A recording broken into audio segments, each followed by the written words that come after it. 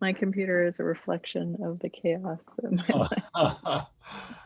Well, I had to reboot mine today, so that may be a reflection of me as well. Let's see here.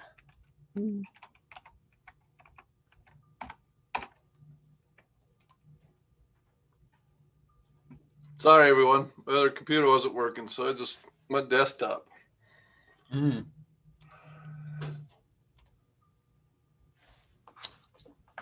Well, we got quorum. Looks like it.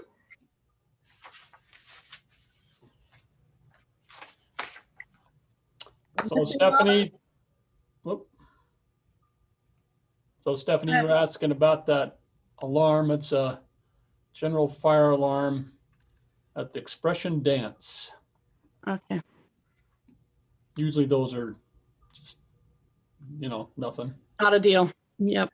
That's one way to get out of a dance lesson. Yeah. pull the fire alarm. Well, I wondered what was going on because that's what I heard as I was connecting. I thought, are we having a drill or is it? Oh yeah, that's just my radio in the background.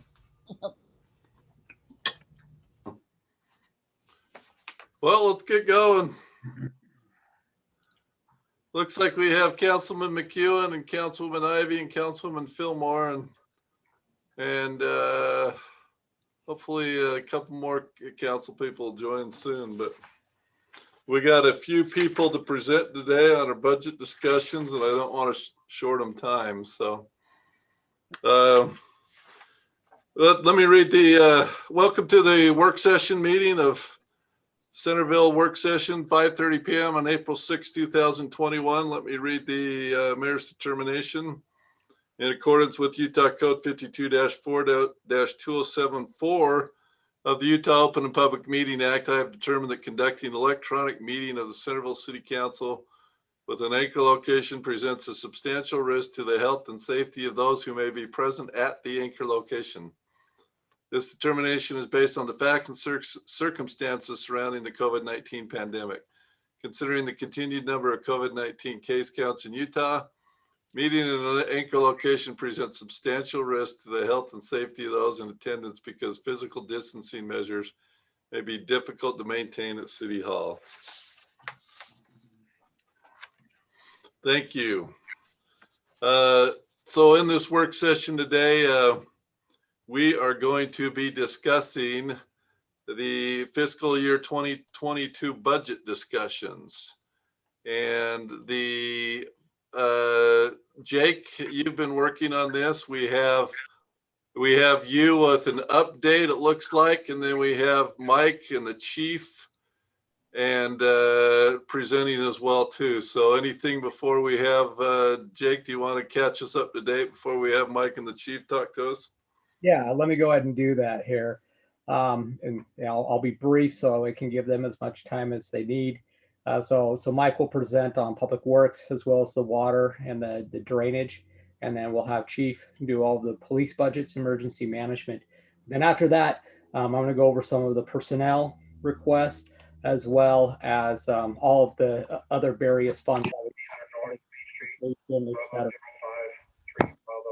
So let me start off with just a slight change from the last time in revenue. It does have an impact on the request for capital projects and equipment. So we're looking like we could fund a few more if we were to go with this. Now, this is an assumption. I want to present this to the council to discuss. We don't necessarily have to discuss tonight, but just know that this is an assumption and we can make adjustments later. I'm going to go ahead and share my screen. Can I do that here, Jennifer? Oh, it's down here. Okay. I just want to show you this budget here. This is the our Utopia fund. Can you guys see that all right? Is that big Not enough? yet. It's not up yet. Right up yet?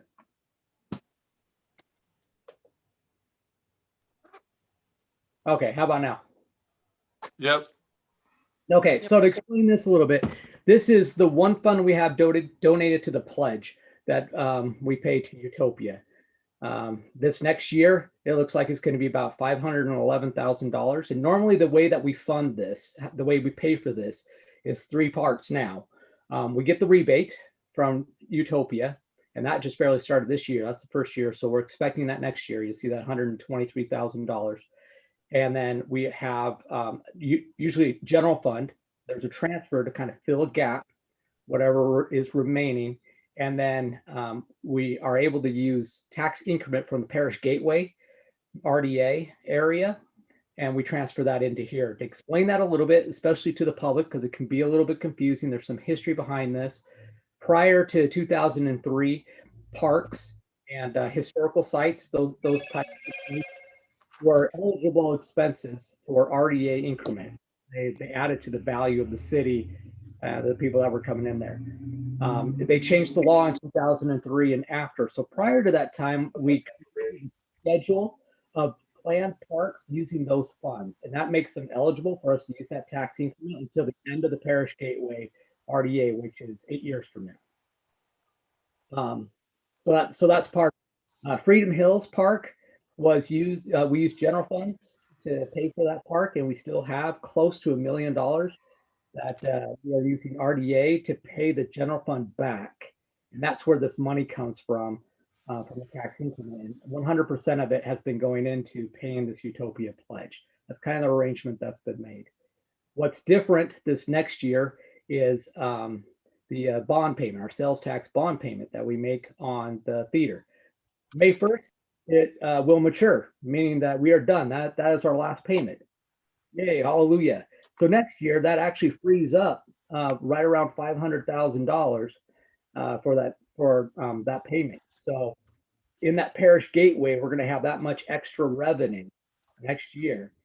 And so the proposal here from staff is, then why don't we transfer more of the RDA increment to cover that 1 million that's still owed for Freedom Hills, plus the Whitaker home's another one that's on that list, as well as the expenses we had. And here you see it's 388,000 and zero from the general fund. So that frees up about $140,000 in general fund that we can use towards the request for the capital equipment and projects. So that's the assumption that's made, and that's where you'll see a difference in what can be funded, especially in the budgets you're about to see from Mike and the chief. So with that, I'll hand it over to Mike to talk about the public works.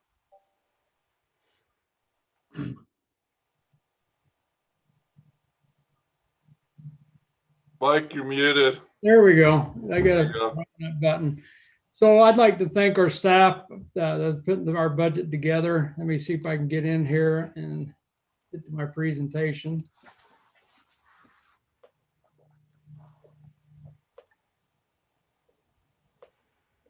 That was scary for a minute. Okay, so like I was saying, our staff has put our budget together this year. I felt like we worked a lot closer together in trying to address the needs of the Public Works Department. So I'll just start jumping into here. See if I can get it to change the screen. So this is our Public Works staffing that we have. We're still in the pursuit of a Public Works Director. We have 16 full-time staff, 2 part-time meter readers. You can kind of see our flow sheet here. Our recommendation is to try to hire 1 more full-time water department member to help take care of the stuff that we've got going on that way. So we're kind of interested in that one as well. Starting off with our drainage division, their operating changes in their budget. They currently have 22,000 for street sweeping. We're asking for 27. So why the change? We have to go out to bid this year. We've had 3 years of this contract, which I think we've come out quite well with it over the years. And so we also have the same with a couple other departments, but we have the contract maintenance with that we've had with Twin D. We'll also have to send out to bid. That's 150,000. And that we currently have, we adjusted these up to 165. The same reason, it's got to go out to bid, and we want to make sure that we have enough to take care of what if the bids are higher, which I assume they will be just because of fuel cost and that.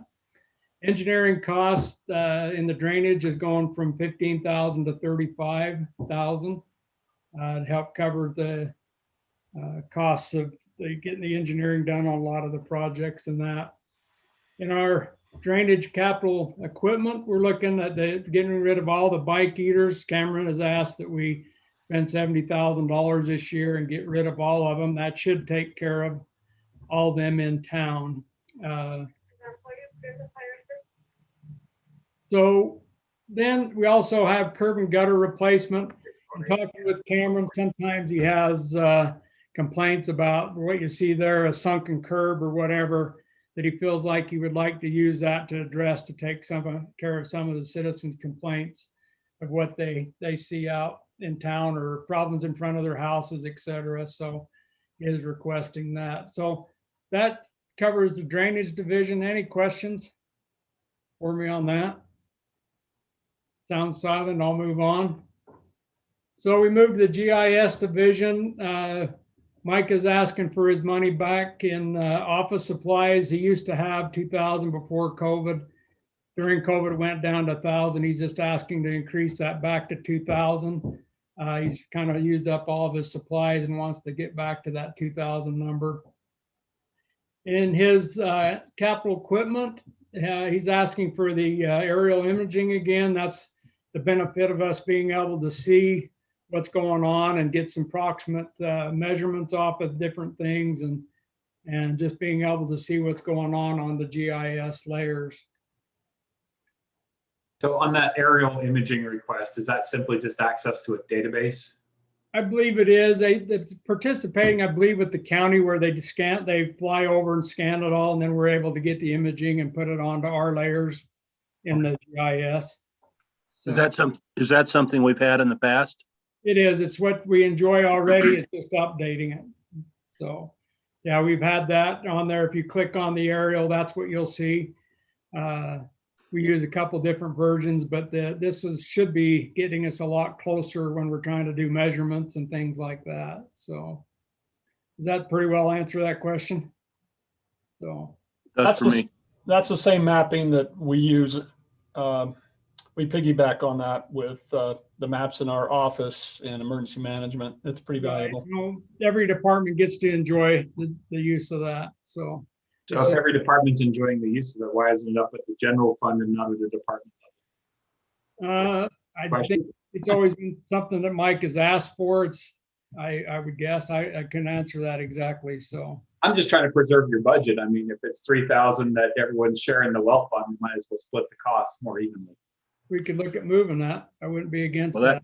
that really applies to everything in GIS though, George. It's true.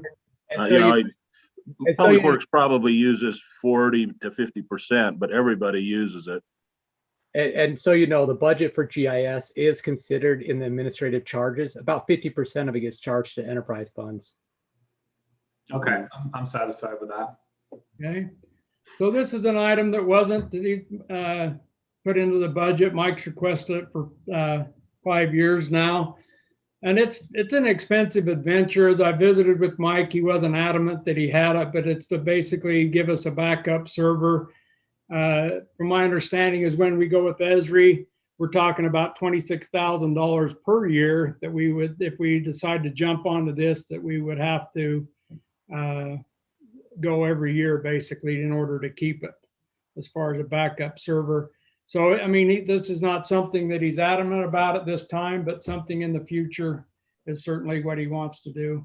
And would it make it better? Probably a little bit, but I think he does, kudos to Mike. He does a great job with everything that we give him, I believe. So Do we have any relationship with the state's GIS group, and are we leveraging any of their contracts related to GIS services? Because I know they have an entire group, that's all they do. I'd have to talk with Mike. Mike is in with a lot of organizations, and it's really hard for me to keep up with it with just stepping in as early as I have. I've been working with Mike over the years, but he's a very creative person. So I wouldn't doubt that he is not utilizing a lot of that. So, okay, moving into Public Works Administration. These are some smaller changes. Uniform purchases, we're asking for $200. Why are we asking to change? We've made a couple changes. We have Ray Hatch now, who has joined the Public Works Administration. So we're doing some pluses and minuses, moving those things around.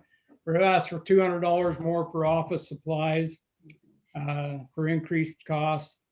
We're starting with a lot of line items that make sense to us. The all data, currently we've asked for 0, but he's asking for $1,500. All data is used for diagnosing equipment, trying to find out what's wrong with different things. It's actually probably pays for itself in trying to figure it out as you go.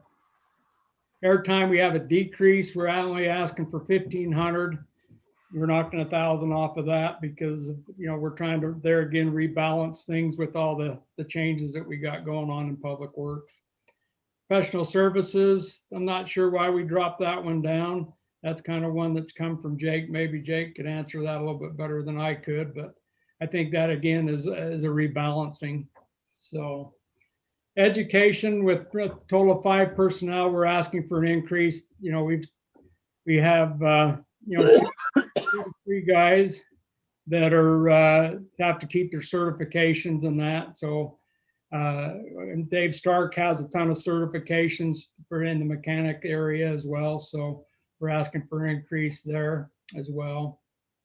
Miscellaneous supplies, in balancing that out, we're only asking for $1,000. We'll kind of see where it goes this year from 4 to 1,000. So capital equipment, Dave's asking for the tools that he needs on the iron worker that we purchased last year.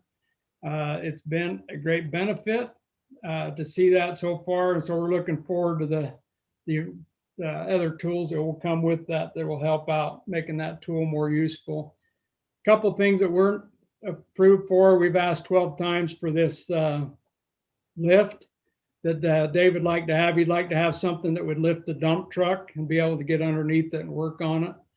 And then also this year he asked for a storage container to take some of the things that don't need to be stored inside, outside. So How big of a container is he looking for? Because even like the HiQ 45 footers are only like $6,000. So I'm trying to figure this out.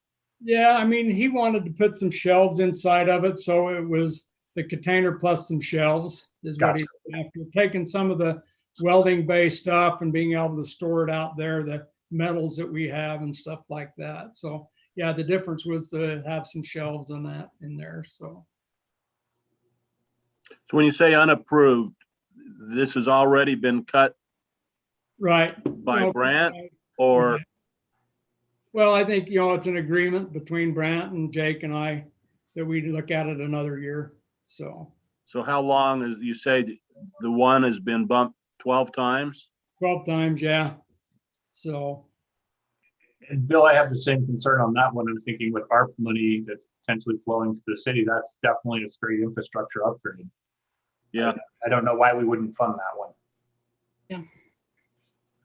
Well, especially if, given that one, we have other savings operationally. I mean, I don't know, are we sending, so if something has to be done on the dump truck today, are we sending it out and therefore it's an expense?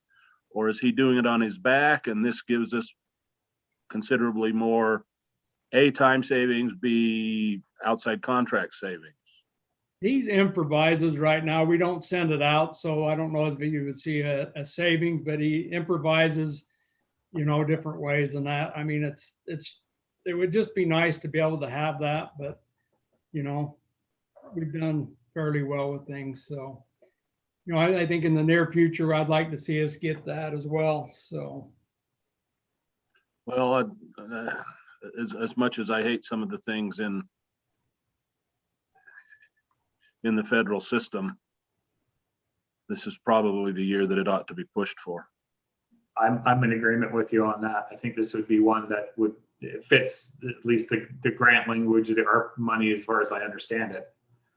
Again, we're just waiting for that Treasury guidance, right? We know that the Biden administration is more flexible with how governments will use these funds than the CARES Act was.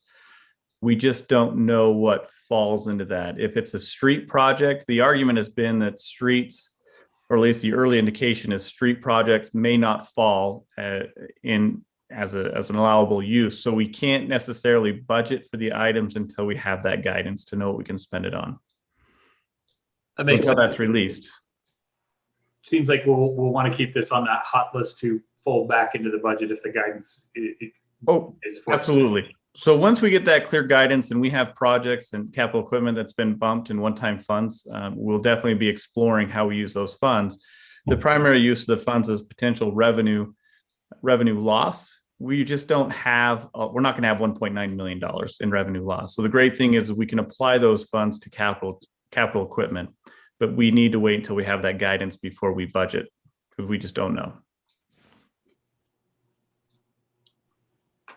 Okay, I guess moving into the street division. So Mark is asking for a little bit more money for fire extinguishers. One thing that we've done this year, once again, trying to pull everything into line items and not putting it in capital equipment, is the snowplow blades. We want to pull it from capital equipment and put it really into snowplow removal, because that is an actual cost. I think it's, hopefully it's easier to monitor when we do those kind of things, that we can see what the actual cost is rather than having it in a lot of different areas. He's asking for a little bit of money for medical supplies. Another one that we're getting into is the street signs. Currently he asked for $1,000. We're asking for $16,000. We've now, the flags that people are using to cross the roads, which have been donated before, we're finding out we're happening to buy. Certainly that's not a $6,000 increase, but when you add the barricades and cones, which he's asked for every year, we wanted to move it up into a line item as well there. You see the street sweeping contract. This is the same as when we talked with the drainage. They split the cost on the street sweeping. So this is the other part of that money that we use. Street light repair, we've been, inundated with a bunch of that. So we're asking for $2,000 more there. So that's where we're at with that. Moving into capital equipment, the bobtail you guys have already approved, as well as a 550. So we're showing those there. The pavement compactor is the roller. Our roller is quite old. I should have put how many years we've been asking for that. So, but anyway, we're happy to get that. That'll be nice to move forward with that as well. Normally we would be asking for a new backhoe, but I'll wait. There's two plans that I want to share with you that we're looking at in Public Works that I think makes sense. It's something that, as I talked with the guys about, they thought was a good idea.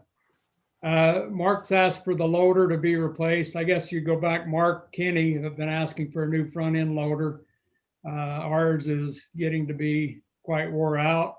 You never know when it's going to die, but there's $175,000 for a piece of equipment. So that ends that one. If we move into the water division, currently we're. So can we back up, Mike? Yeah, sure. How many hours a year does it get? It doesn't, I'm not sure exactly.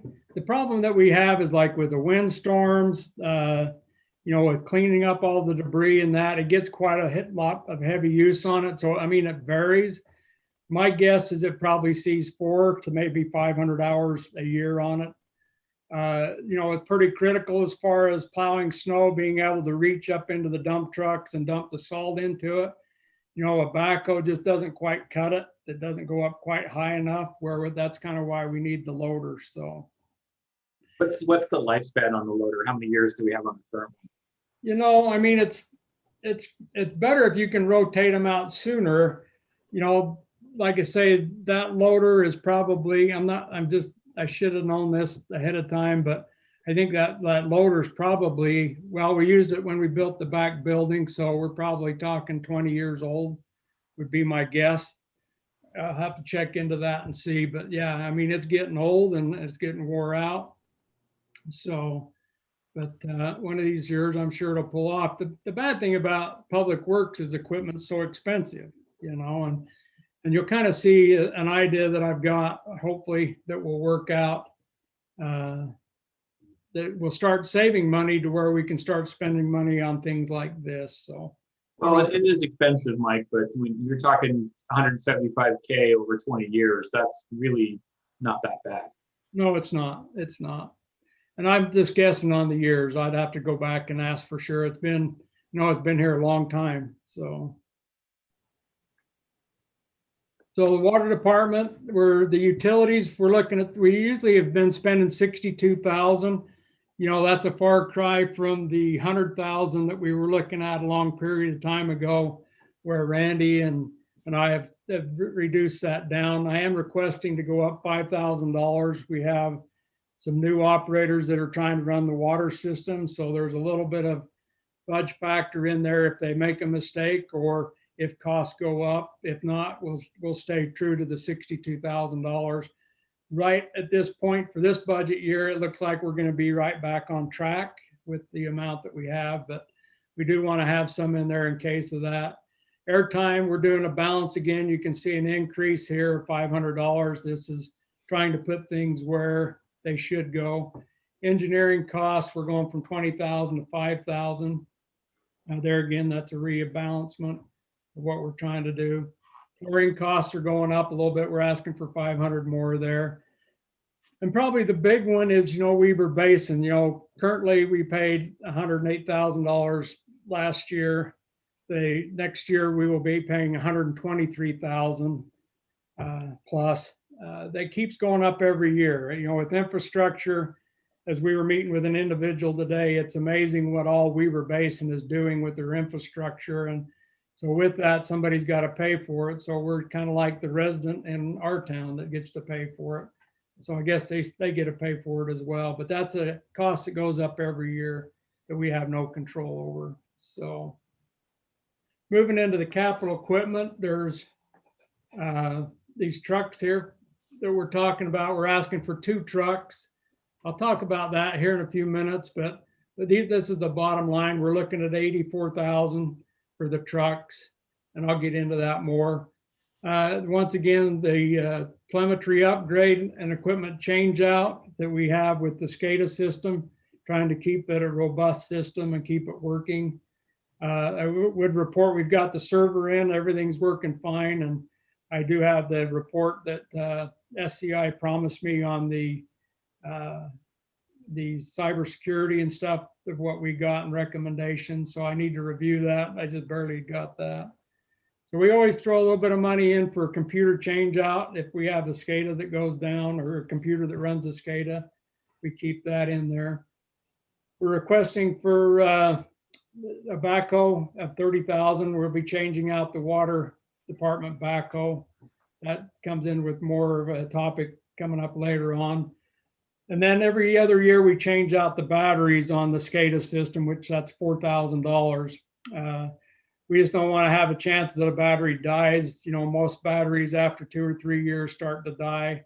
So we like to continually replace them before we start having problems. So we're requesting for a generator. This would go up at Parish Reservoir. It's $25,000. We're asking for chlorine equipment change out for $5,200. And then we want to load test the generators. I've talked with Dave, and he feels it's important to make sure that we keep our generators up on the upper end as far as being able to fire up the pumps and things like that. And then the next 2 items are related with the, what Randy had going with the earthquake ramps and fire hoses. It's interesting, if we ever had to intertie in with Farmington or they needed water, or we needed water, we could tie in with this hose. But then also this is, for our protection down the road, when we have the earthquake, I should say. So this is we're trying to wrap up the final years of this program that Randy started. So the chainsaw is something that I've wanted for a long time. It's so nice when you're in a hole and you don't have to spend so much time digging. You just get enough out. You're able to cut through rather than take the cutoff saw with round wheel and try to go all the way around it. So we've asked for that at $4,000.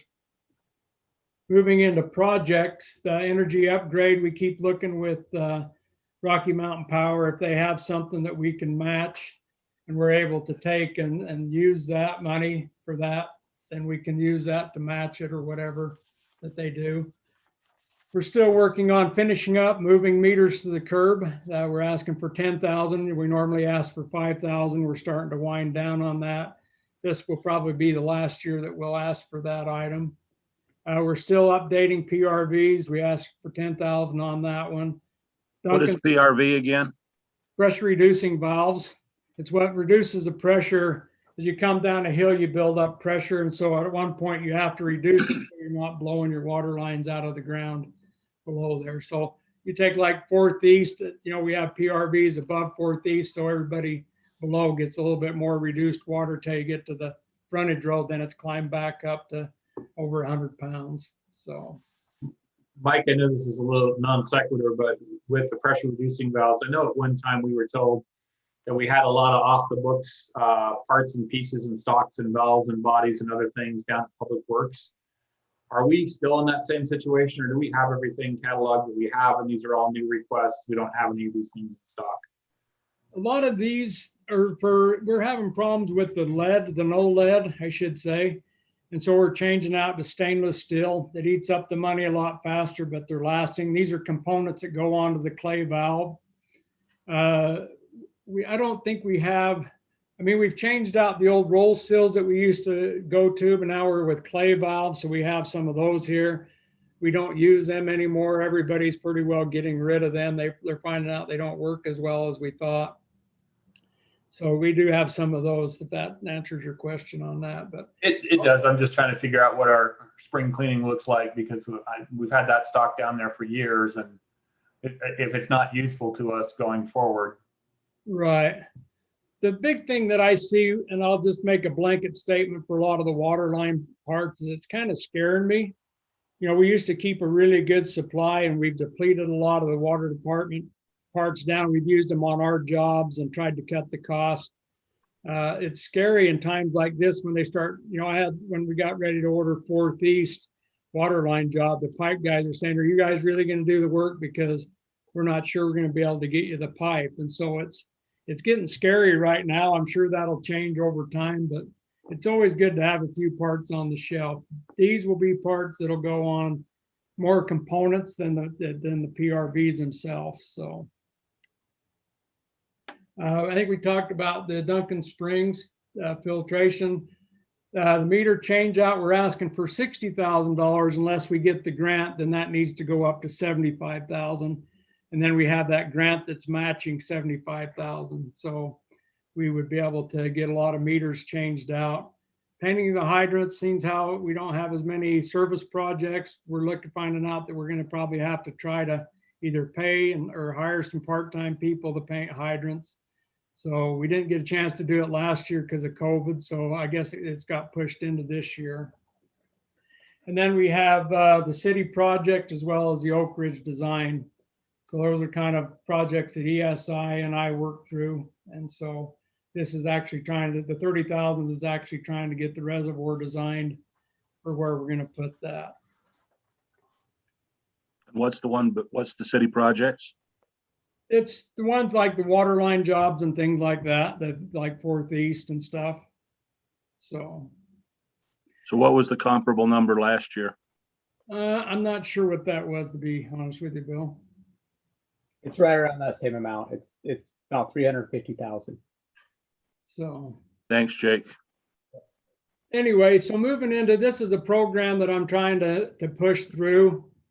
Not really push through. I think it makes sense with what we're seeing. This is a 4 to 5 year truck rotation plan.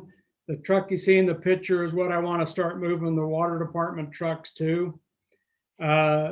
Reason being is when you start getting the utility box, they make them tougher to sell. And so I had Dave Stark, Dave Walker, myself has kind of put this plan together. We've needled it down. We said 4 to 5 years. What you see there is a 4-year plan. We put a 5-year in there just in case we have a year where we're not able to do it. But our goal is to take these trucks. If you look at like this upcoming year, we're asking for 2 new trucks. We estimate the value to be, $33,000 basically. So we're total cost for $84,000. We sell the 2 trucks for $33,000. Our cost comes down to $51,000 for 2 trucks. So we've looked at the trucks we want to rotate out, and that would keep taking us down the year. When you come to year 5, this is what I'm hoping that we can achieve. So we're thinking we're going to pay $45,000 for the truck. So we'd be a total of $97,000. That doesn't add up right. Anyway, so then what we would do is be able to sell the trucks. So the final cost for 2 trucks is $7,000. So approximately the city would pay $3,500 for 4 years of service out of a truck, or $875 per year. And so we'd streamline these trucks so we could rotate them out. What we're going to do is what we'd like to do is have either a trailer or just one utility box truck to go out to a water leak. So these are more fuel efficient. Yeah, we'd end up getting 4-wheel drive because of the resale, but we think that this is a plan that would work, and we think our numbers are pretty close to what's going to happen, we hope. So any questions on that? Wow, that was easy. Well, give us a chance to think about it for 30 seconds. Okay, let me back up. This is the next plan coming up.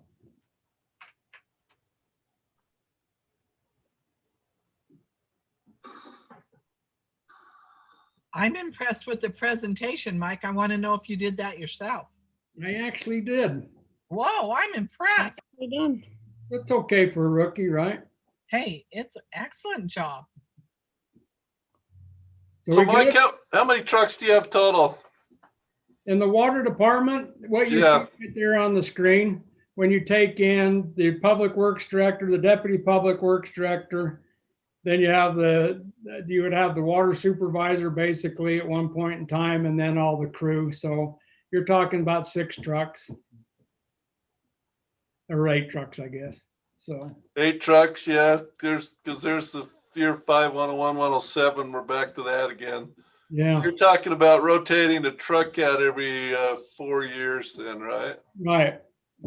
Like I say, the goal would be this number right here on our 5th year. If we could do this plan, this would be what I'm hoping. I hope $875 a year. We're seeing that we're getting the money out of the trucks right now. I mean, if it doesn't work, we'll abandon it. But I think it's going to keep working because, as you look at the truck, it would go with the shell. So we'd end up getting the shell. But what we do, there's a bed toolbox that sits inside. We would pull that out. We would pull the light off the top and then just kind of streamline everything so that it would be a quick, easy out. And, we'd be able to take a new one in, set it up and be done and rotate them out fast. It's kind of the plan. We might have a hard time with citizens identifying which the water department person it was that caused them the problem, but because they'll all be the same, basically. So. Does each truck put out about the same amount of miles each year? They vary. We have, right now we have 3 guys that take trucks home. So, the mileage varies. I'm 8 miles. Another guy, I talked to Mark, I think he said he was 12 miles. So you have that, but then, it's lately I'm not using my truck as much as I used to. So it's just a variance of miles. But, me and Dave talked, we're just not seeing that the mileage is a big deal. These trucks are going for some pretty good money. Yeah, they are, even with higher miles. I know they're big, trucks are. And I think it would be neat this year to watch and see if we can get these numbers to come in close. That'll tell us a lot of how well we've done with the rest of the years. So. I can make a comment there too, because it's government purchase, you can buy these trucks at a lot better price than a civilian does, and then that allows a better resale value for the city. Yeah, it's incredible. I wished I could buy them for what the city buys them for. That's a good number. you know, we've been having them set up the whole truck. We've been having them put the shell and everything on them so that they're ready to roll. So, and I just think it's, you know, before we were looking at toolboxes, utility boxes, taking the toolbox off, and then you just have a cab and chassis. Nobody really wants a cab and chassis. They want a whole truck. So anyway, it'll be interesting to see, you know, if the city council approves the 2 trucks this year, to kind of see if we can make these numbers come in to where it works out to what we're talking about. So The mosquito abatement district has been flipping their ATVs about every 2 years, and they put, you know, they're hard 2,200 miles on them, and they get basically almost next to new pricing when they resell them. So I yeah, think it's fantastic if you can keep them in decent condition and the maintenance is there, you'll get the money out of them. I'm not worried about that. well, and think about this philosophy a second, you know. So I give a guy this truck. Let's just say I give it to one of my, you know, junior water department guys, and I say, okay, here's the goal. You got to take care of this truck, because if you want a new truck in 4 years, it can't be dented, it can't be filthy inside. I got to be able to resell the truck. So I feel like I'll be getting operators that say, yeah, I want the new truck in 4 years, so I'm going to take care of the truck. I'm going to keep it clean. I'm going to be more careful in my driving. You know, that is part of the other goal that we would hope to would achieve from this as well. So Washington Terrace actually runs a very similar program, and I had a conversation with the city manager, and he actually calls it two and new. So if you take care of it for 2 years, you get a new truck, or trash in 10. If you don't take care of it, then you have to wait 10 years to get a new truck. So I mean, I kind of liked that, but they do a really good job reselling them on KSL after the fact, after 2 years, and they generally recoup most of their money back. So it's nothing new. Many cities are doing this already. So I guess we're going to jump on. It's something that, like I say, I've thought about for quite a few years. We just have never moved that direction. So this is kind of where we're heading, where I want to head. Well, one of the challenges, Mike, has always been, because we've talked about this, or at least I've had the conversation with Randy in the past, is that our vehicles are so customized, which makes it very challenging to swap out equipment. That's a similar situation that the police department deals with, and how we customized each truck and how much money we invest in the new vehicles prevented that program from being profitable, so to say, right? Okay. Well, moving on, this is another plan that we've tried to put together. So basically, we talked about this backhoe right here, the water department backhoe. So we're going to replace that this year. We're hoping to replace this year. So what we would do is end up next year, we turn this into a shared backhoe with the water and streets. And so that's where we would take and sell the old backhoe, the street department backhoe, and trade it for a 305 excavator. And so in doing this, we would make another piece of shared equipment. You would have your parks, who needs a backhoe that can dig deeper for the dual graves. And then the street department would be able to use it. And the water department would be able to use it for more in water leaks, tight corners, things like that. So this would be a trade. We're hoping that there's no cash value that has to go other than trading this hoe for this hoe.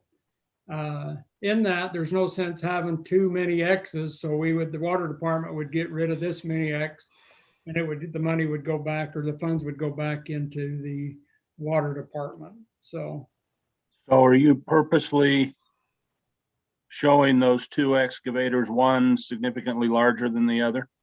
That's, you know, I think it's scale size. The case is smaller. That's kind of the complaint that the Parks Department's had, is it doesn't have the depth and was able to dig as deep as they needed. So yeah, I mean, it is the bigger hoe. It's will dig at the bucket's bigger than the smaller one. The only thing that we're hoping is that the attachments that we've bought will be able to go on to whatever brand that we end up picking up. I'm not saying that we're going with Cat, but that's kind of when we're talking prices with the rep, it was a Cat for the other Cat. So, I mean, we're not locking in at this point. We're just talking about it. So yeah, the case would go away. It is smaller. It doesn't dig as deep. We are not utilizing that as much as we could if we had the bigger excavator. So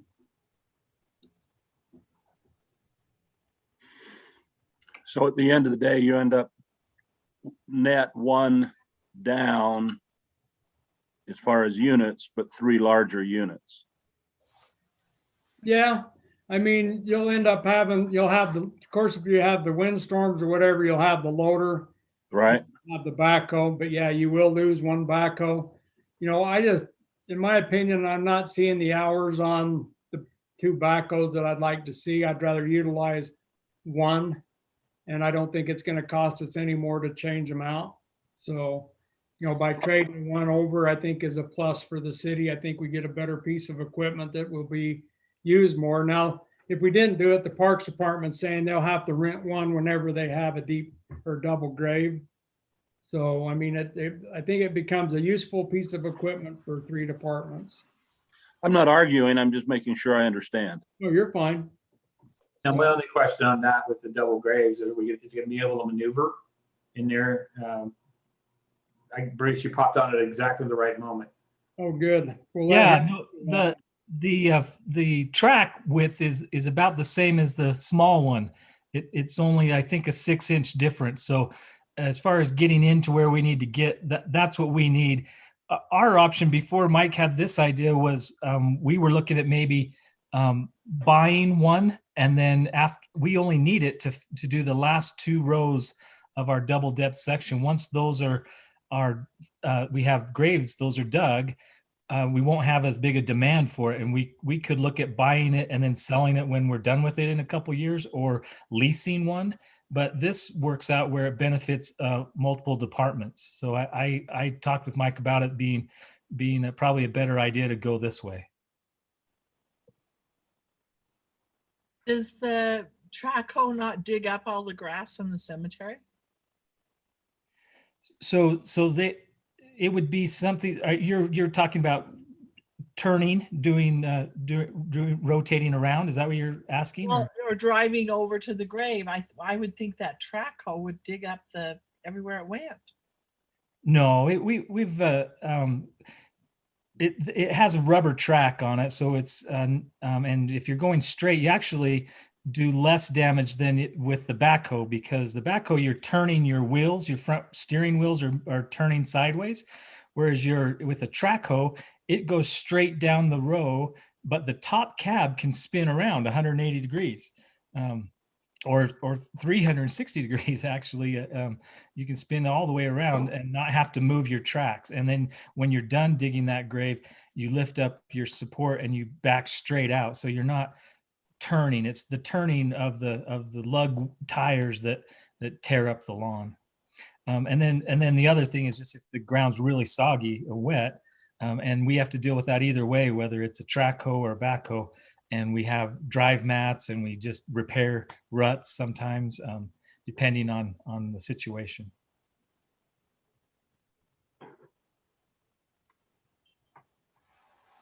Okay, I better move on, or Paul's not going to have any time, right? So the last area that I have is engineering. This is pretty straightforward. We're at, Kevin, I guess the SI needs a little bit more money. We're requesting $30,000 for the inspections. And then also the services, we're asking for $4,000 more in that area as well. So on other items, we talked about the SMART grant, that we applied for. It was kind of interesting when I was talking to the gal back there. When I mentioned that our meters have lead in them, she goes, "They have lead?" And I go, "Yeah." And she goes, "Well, that ought to help us get the grant." So I'm hoping to see the grant that, even though it's $75,000, that will help us down the road quite a ways. Then we'll talk later tonight about the reservoir replacement and the grant on that as well.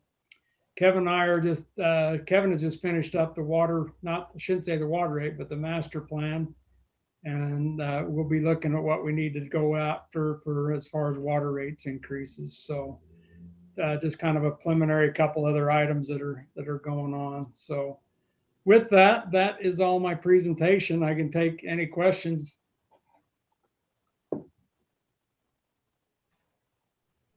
Sounds like we peppered you with questions while you're presenting, Mike. So let's go to the chief. Okay. Thank you. Thank you. Okay, while he's bringing that up, for me. Just want to express my appreciation to the council and the mayor for all your support. I recognize that we're using tax dollars here to operate, and every dollar of those tax monies are very important, and that means that someone has had to pay a tax in order for us to receive it. So I feel a duty to be careful with that money.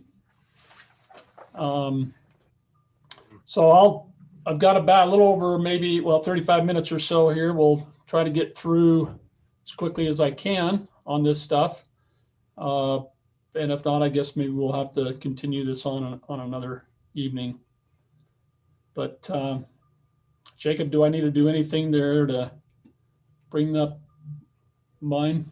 Just need to do the share screen if you've got your PowerPoint up. Oh, you want me to do? Okay. Yeah, you just go. I thought you were gonna have it yourself. No, you go. You drive. Okay, sounds good. All right, so these are the budget areas that are assigned to the police department. Of course, we have our budget for police functions, overall general police functions, $3.18 million, so a good chunk of money there. The liquor law funds, or the beer tax funds, which is, it's technically beer tax funds. So those are funds that come to the city to be used. They're earmarked for certain purposes, and they're derived from beer tax funds. And the purposes is for education and prevention and enforcement of alcohol and drug related issues. So that's funding that comes directly from the state. It varies every year. This year it's budgeted at $19,350, but we generally don't know exactly what that number is going to be until about December. It hovers right around $20,000. There's a formula that's used on that. Crossing guards, $70,250, and we'll go into that in a little bit more detail. The DARE SRO, so we have a separate budget for the DARE SRO budget. That's funding one officer. That is our DARE SRO, but also a detective. So during the summer months and during the times when she is not at the school, she's doing regular detective type function, but she also is responsible for all juvenile crimes and all activity related to schools. So anything that involves a juvenile in relation to a school is her deal. And we do get some reimbursement from the Davis County School District. And I was going to check on what we got this last year, but I didn't get a chance. It's somewhere around $20,000 a year is what the school gives us for that. And then the K-9 program, that's basically for supplies and training that you're seeing there, that $5,500, also professional services. So when we take the dog to the vet or provide food or any equipment that the K-9 handlers may need, that's what that is about. And then also included in my budget is the animal control, but I don't have any control over that. It's just kind of assigned to the police department. And that's an assessment we get from Davis County Animal Control, which is, I think, money well spent for what that entails. And I certainly don't want to take that over. So real quickly, a budget or a glance at our budget. So our tentative budget that's received the first initial approval through Brent and Jacob is that $3,351,000. You'll see there that there's a $204,000 increase from last year, and the main reason for that has to do with last year we were approved for 2 vehicles because of, if you recall, we had a pretty drastic cut there to begin with, and then items were brought back into our budget this year we're asking for 4 vehicles. And for the last several years, we've asked for 3 to 4 vehicles, and each year it's been cut back. And so this year we've asked for 4 to kind of get us back in line to where we need to be with our rotation of vehicles. So most of that 204 has to do with 2 extra vehicles and a little bit in other areas. Some in the line items, and that it's mainly the increase in our vehicle. So in our personnel costs account for the majority of our budget, as you can probably understand. So that's an increase, what we're looking at this year, of 69,000. Now, a lot of that is driven by the projected pay raises, and these numbers come from Jacob. So these would include our crossing guards and our police officers and so forth. That's for the personnel. That's what's projected there. Capital, again, this is where we're going to see a lot of the increase happening because of the 2 extra vehicles that we're asking for. When the overall budget increased 204, it's almost half of that. So the other part of it has to do with personnel increases and line item increases. So this is our operating expenditure requests. It's an increase of 26,836 in our request there. And we'll kind of touch on what's driving that request or that increase on there. So I just wanted to go through our department real quickly. We currently have 20 full-time sworn police officers and 3 administrative assistants. So 2 that work in our dispatch area. We have Trish, who's our community liaison, and also dispatch. And then Amanda, who's been out on medical leave, at least partially. And we've had to use a part-timer for a period of time, but we're hoping that that'll be taken care of here in the next couple of weeks, and she'll be back to work. So, but currently we have in our projected next year, this coming year budget, 2 dispatchers, and then Louisa is the administrative emergency management assistant. And we have 10 of our primary crossing guards and 3 substitutes.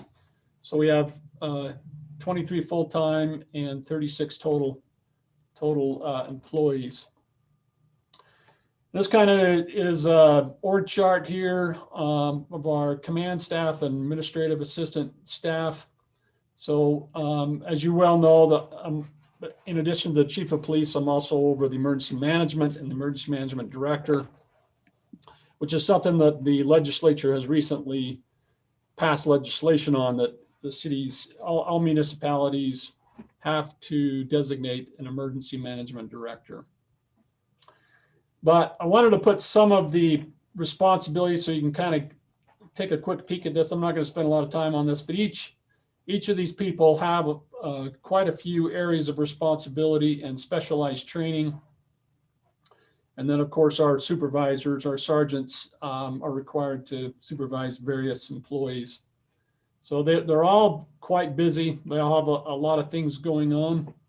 These are our investigators, and kind of some of the things that they're required to focus on in investigations. And many of those things require individualized and kind of specialized training.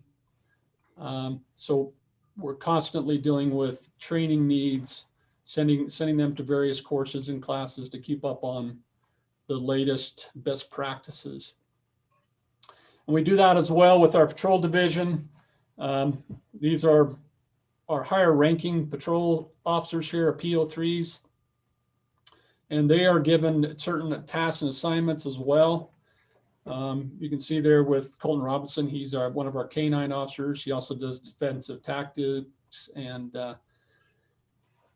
we've given separate assignments to each one of these officers to kind of focus on. Casey Scott over there, he's taking care of our deer control. He's also on the public order unit now. And Preston Casey on the far left there, he's our homeless person liaison. So he's tasked with going around and making contact with all of the homeless people in the city on a once or twice a month, and just making sure that they're okay and see what kind of resources they have. We have a homeless population here in the city that goes up and down, but there's almost always a homeless person somewhere residing in the city, and usually multiple. I'll just point out real quick here, was there a comment? How high does that get, Paul? Are we talking 1 to 5 or yeah, 1 to 10? 1 to 5 I think would be pretty fair. 6 probably is about as high as we get normally, but there's always 1 or 2 in the city. Troy Cash over here, I wanted to point out with him. He's a PO2, so a police officer too. He has gone through the peer support training, which is another very critical, important training. And then you see the CIT. Many of our officers have been through the critical incident training course, dealing with people in a mental crisis. But he's doing the peer support, and he does a lot of work with officers throughout the south end of the county and dispatchers, just helping them through situations.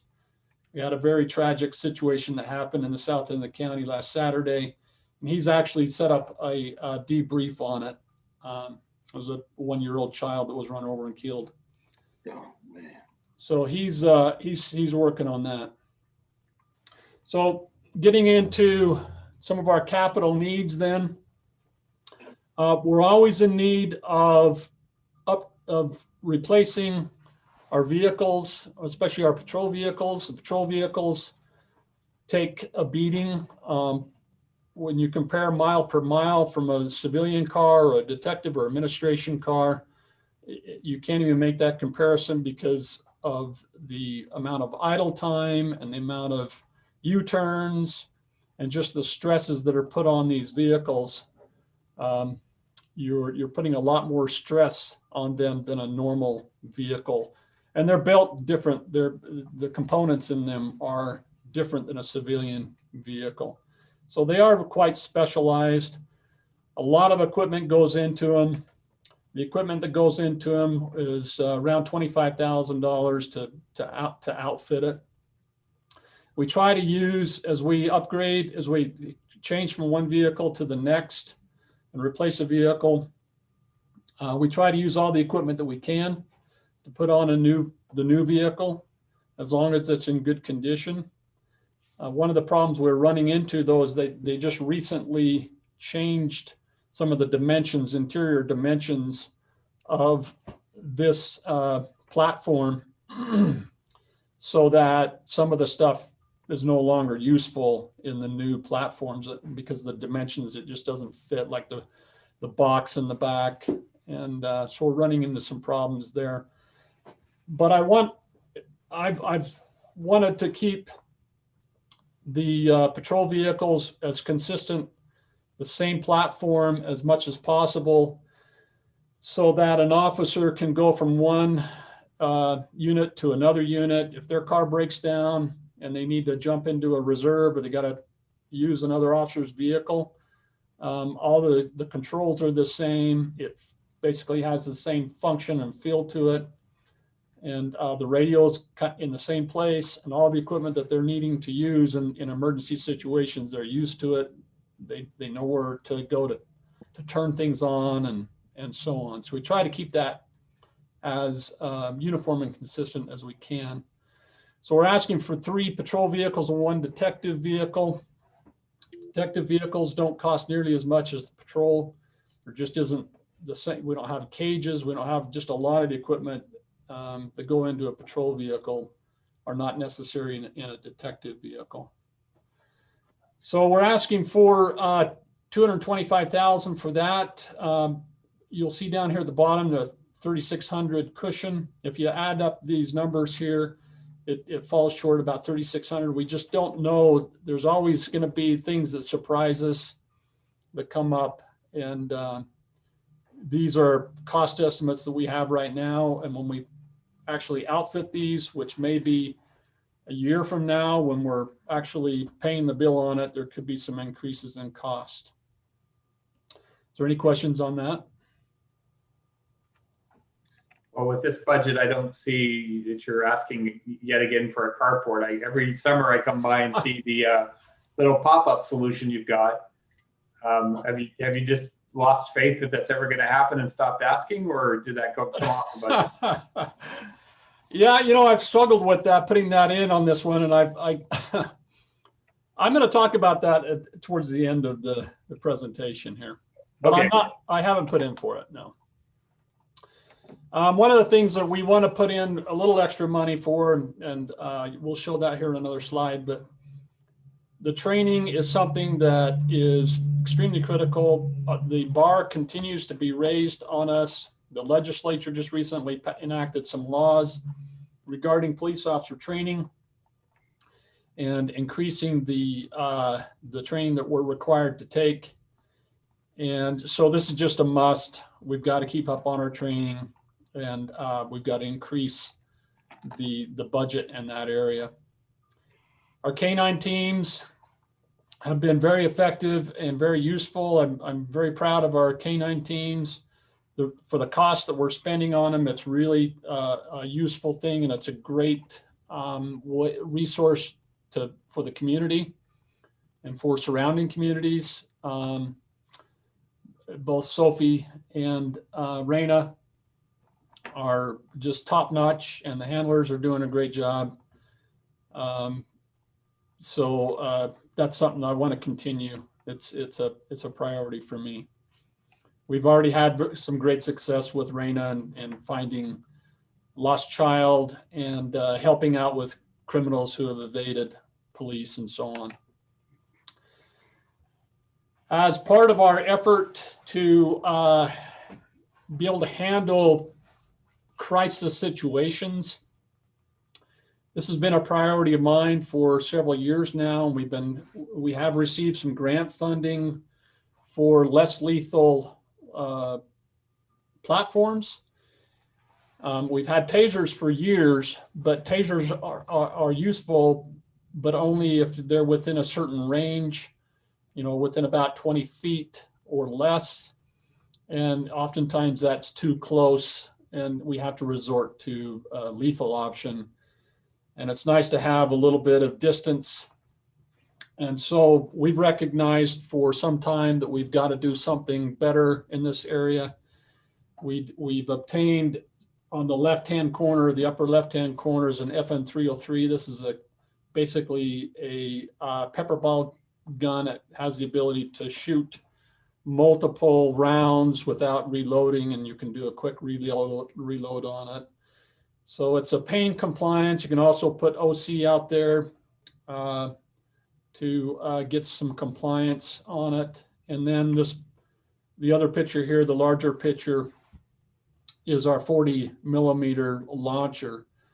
And our goal, we've decided that right now we've got 2 of these 40 millimeter launchers, and at least one of the FNs at the office here in a locker in our Sally Port that an officer can run and grab on an incident.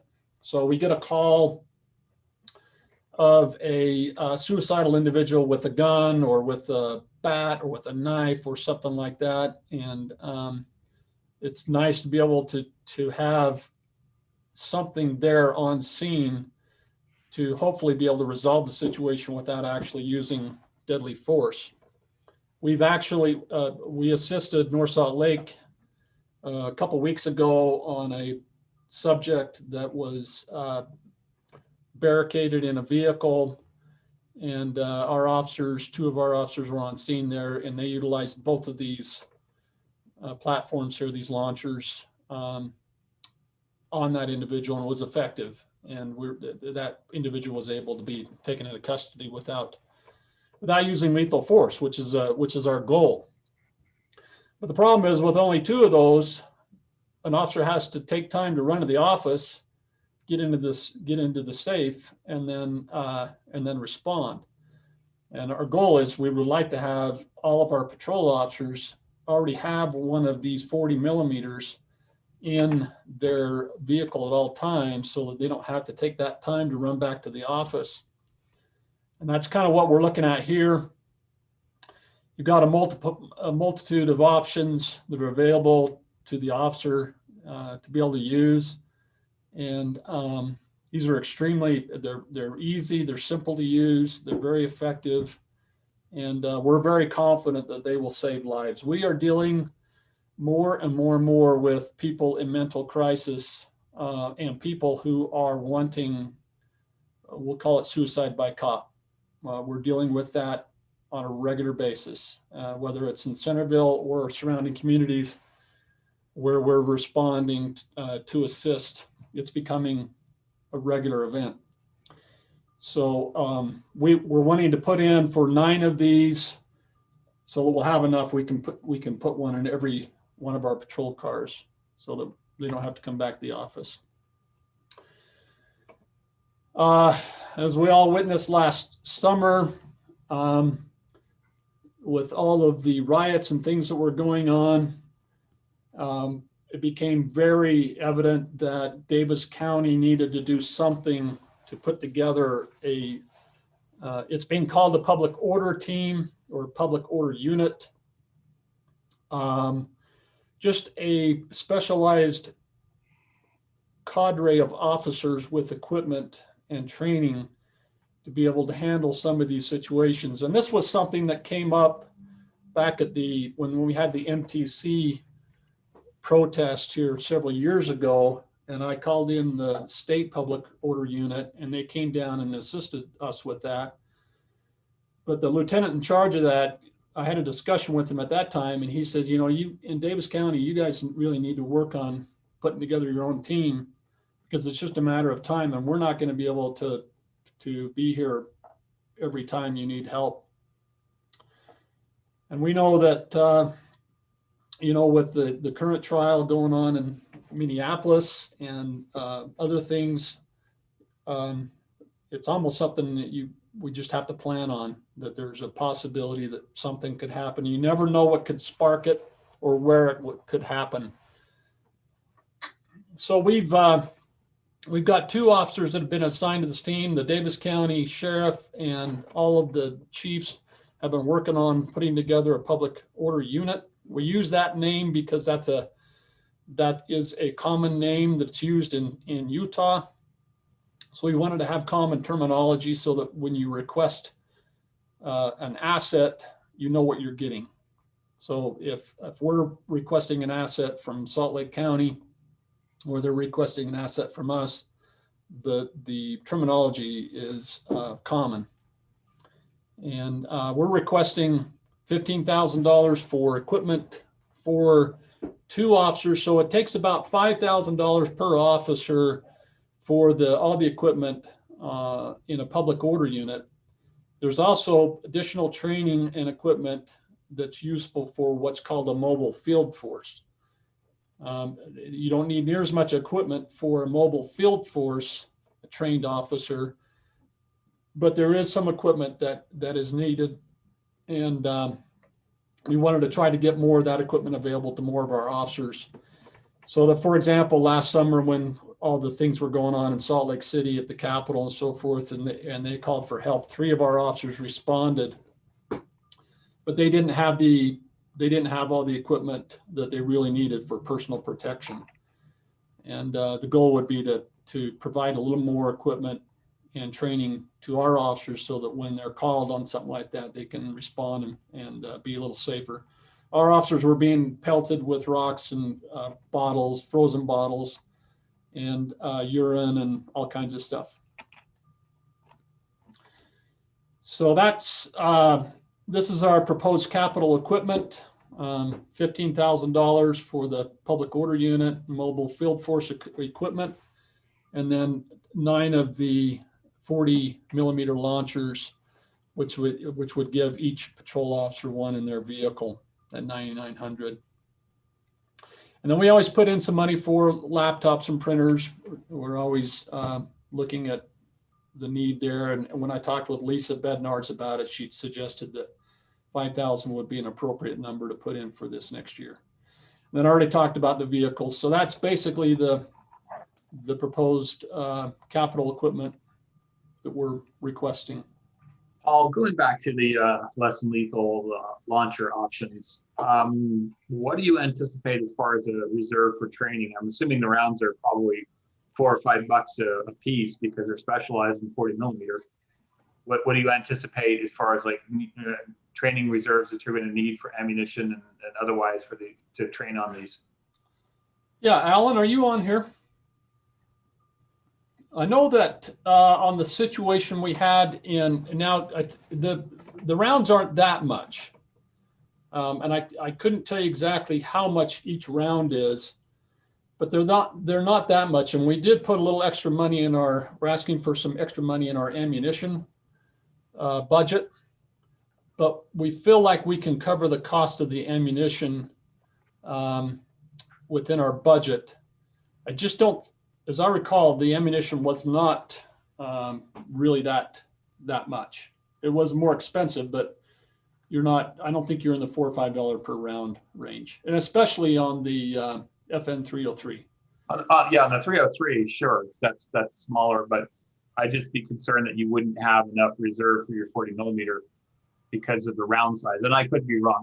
I'm going off of anecdotal thoughts of prior use on platforms of that size. So I would almost advise that you have a separate carve out that is just your less than lethal ammunition purchase so that you can see how much you're consuming in training, because it is a breech loaded one shot. I'd prefer that our officers make sure they can hit targets at all ranges with that. So I would want to make sure we're not buying the equipment and not prepping you with enough ammunition to provide the appropriate support. Well, one thing that we did do with the grant money that we received already, we purchased quite a large number of ammunition for the 40 millimeter, which included a good quantity of training rounds. So we've already been doing that training. We've got a very good supply of the training rounds right now already on supply, and we got that through the grant through the Justice Department. Great. Okay, perfect. Hey, Chief. Yeah. On the public order unit stuff, remind me of the talk that happened with the county, and was the county going to chip in money as well too, or what happened there? Okay, so the county has agreed to make the initial purchase. So they will purchase all of the equipment for the entire team. And I want to say that there's around 34 or so officers throughout the county. So all of the agencies in the county are participating and designating officers to be on this team. And the county has said, we will pay for all of the equipment initially to outfit everyone. And if you recall, we had they required that we sign an agreement or go into agreement with them that we would reimburse those in our next budget year. Okay. So they're taking the initial cost of it with the idea that once we get into this next budget year, we would reimburse them. And that's what 10,000 of this 15,000 would go towards that. Okay. So final thought on the least lethal options. The more I think about it, I'd really like to see us from an accounting standpoint carve that out so that we can see how much of your budget is actually going towards that. I think it does speak well towards the efforts of de-escalation and other activities to show that it's not a $3.8 million budget that's solely for the worst option. I think it'd be a good community thing to be able to show what kind of investments are being made in that over time. No, I think that's a good idea. Yeah. I agree with that. And I also wondered if it might be a prime candidate for like donations or a fundraising effort or something, if we're ever looking for opportunities like that, this is something that would be a really good candidate for that. Yeah, there's certainly a need. And as officers, as an officer that was involved in a shooting, I know that officers out there would much rather not become involved in a shooting. And this is a way that we can resolve some of these situations that we're dealing with on a regular basis without, the trauma that happens to the community, to the officer, to the victim, to the family, everyone involved. And yeah. Are these the weapons that were used? What was that, a couple weeks ago? Yes. On the hillside of the freeway. Yes. Yeah. Okay. So this launcher here, the 40mm launcher, and both of these here were deployed on the subject. They were hit. He was hit with both of these tools, actually repeatedly, and fortunately, he was able to be taken into custody without anyone really getting hurt seriously. So Yeah. you've Could be a game changer. Yeah. You've got it for your patrol officers, but don't I recall that your detective was deployed in that incident down on yeah, Legacy? so he was with the SWAT team.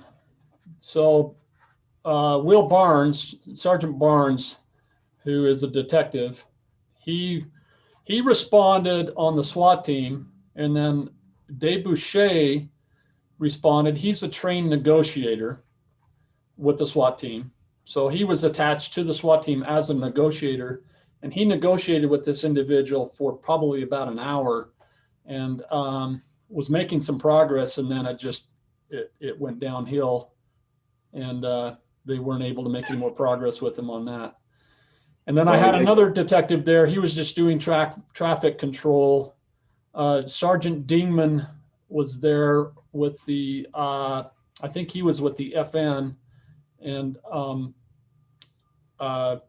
Barnes did have one of our less lethal.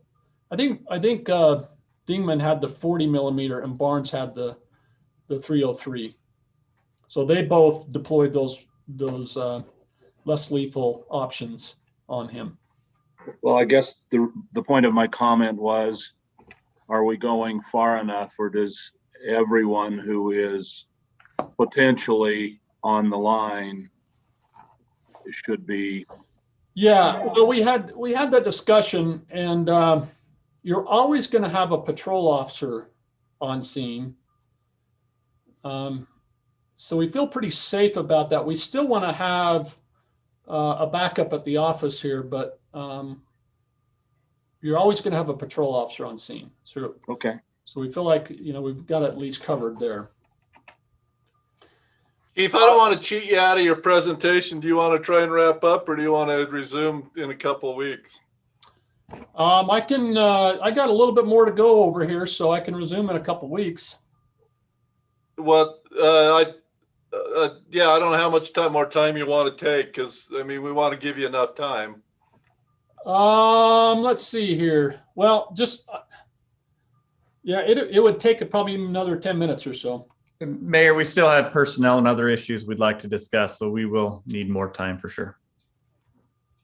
So we can wrap. Put the carport back on there, Paul. I'm sorry? Put the carport back on there for your next presentation. Okay. He knows that if that carport's on the budget, that he's retiring, and that's why it's not ever on the budget until he's on his way out. And we're going to name it after him. Hey, I'm taking the president of his word on once in a generation infrastructure investment. So why not? I'm liking it. I'm liking it. Chief, you're showing personnel now. We care a lot about personnel, so we want to give you enough time on that. Are you available in a couple of weeks? Yeah, I should be. Yeah. Okay. Yep. because it sounds like we have this and some other issues according to Brant to wrap up. So, Yeah. And I have about 10 more budgets to go over. Okay. I'll stop here and we'll start the next one.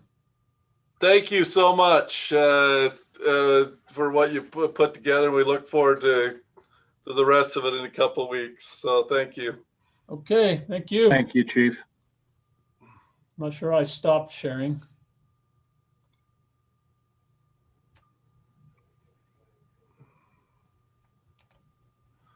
So Jake, unless you have something to, you or Brad to wrap up for tonight, it is after 7, and so we probably should look for a motion to adjourn and finish this up, unless there's something quick you need to throw in, and so we can get to our have a 5-minute break and get back to our We have council meeting. overall stuff, and I've got about 10 more budgets. So yeah, it won't be quick. Okay. Council, can we look for a motion to adjourn? Motion to adjourn. Second. All in favor? Aye. Thank you. I need a quick break, and so let's look to shoot to start maybe 5 to 8 minutes from now. Okay.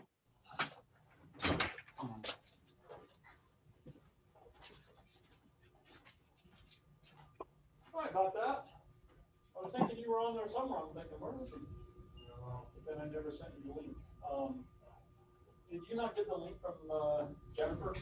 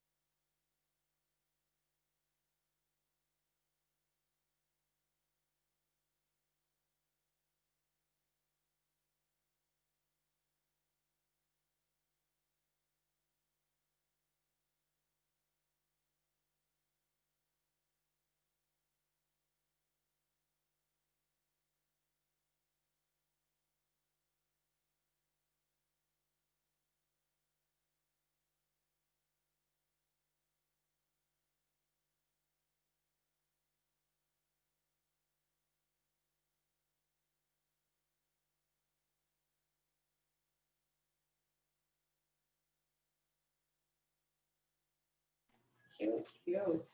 So you bought not much Chinese food. You're not eating it. No, I ate it, Oh. but I had to like throw it down. I mean, it was like slurping Chinese food rather than eating it, which didn't.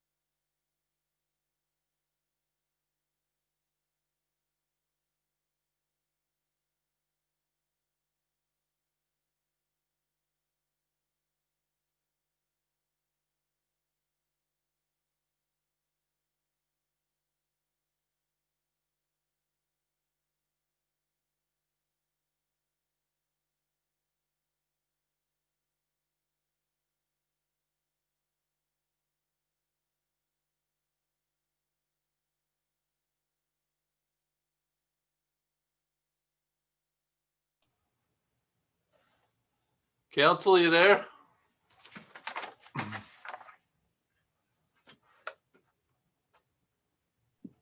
I'm here.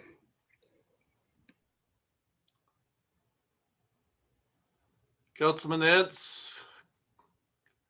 Councilwoman Meekum, you there?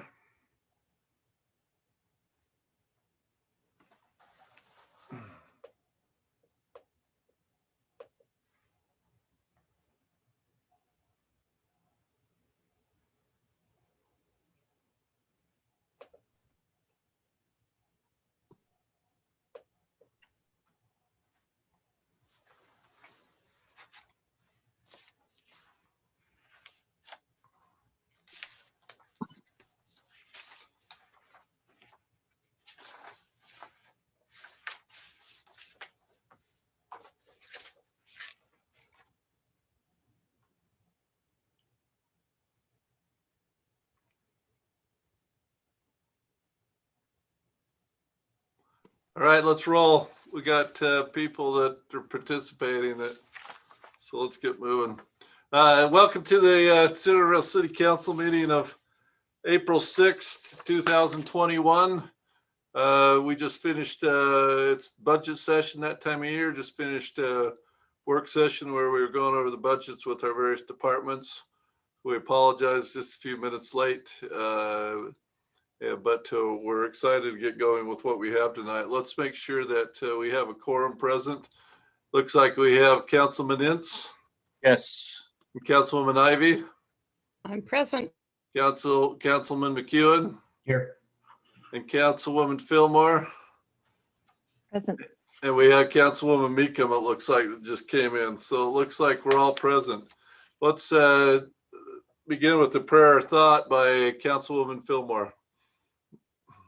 Thank you. I the- have both. Do we need the mayor's Hello? designation I'm first? sorry. Let me do my determination. In accordance with Utah Code 52-4-2074 of the Utah Open and Public Meeting Act, I have determined that conducting a electronic meeting of the Centerville City Council with an anchor location presents a substantial risk to the health and safety of those who may be present at the anchor location. This determination is based on the facts and circumstances surrounding the COVID-19 pandemic. Considering the continued number of COVID-19 case counts in Utah, meeting in an anchor location presents substantial risk to the health and safety of those in attendance because physical distancing measures may be difficult to maintain at City Hall. All right. Okay. Thank you, Councilwoman. So I recently had the pleasure to reread the must-read Man's Search for Meaning by Viktor Frankl. And this is one of my favorite quotes, so I thought I would share it tonight. Between stimulus and response, there is space. In that space is our power to choose our response. In our response lies our growth and our freedom.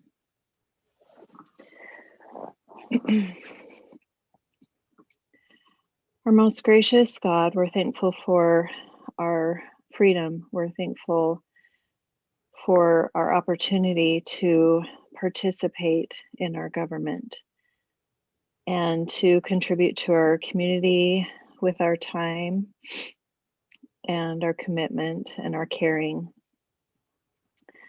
We're thankful for the many privileges and blessings that we share and that thou shares with us. And we ask thee to please bless us in our efforts to share those with others and to spread those privileges and blessings to all. And we ask thee to please bless all of us in our efforts to use the privilege of our freedom by taking responsibility, by choosing wisely, by caring for our neighbor. And we ask that tonight thy wisdom might be with us in our decision making. And again, we're grateful for the opportunity to participate in our inspired government. And we say these things in Jesus' name, amen. Amen. Amen. Thank you, Councilwoman.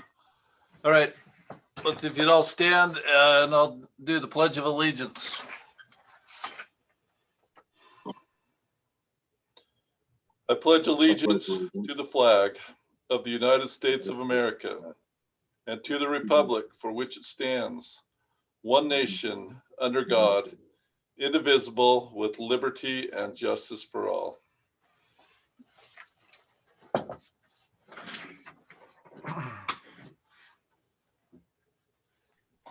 Thank you. Let's move on to the open session. This is where any member of the any member of the community that wants to comment on anything, it can take 2 to 3 minutes to comment. And so that is now open. You can raise your hand and I'll look for that. I don't know if we're going to have a number put up on the screen or not, but I'll look for raised hands as well too.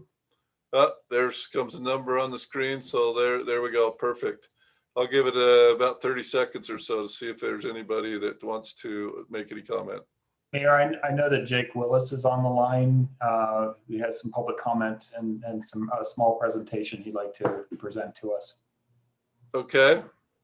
He's raising his hand. Jake, you there?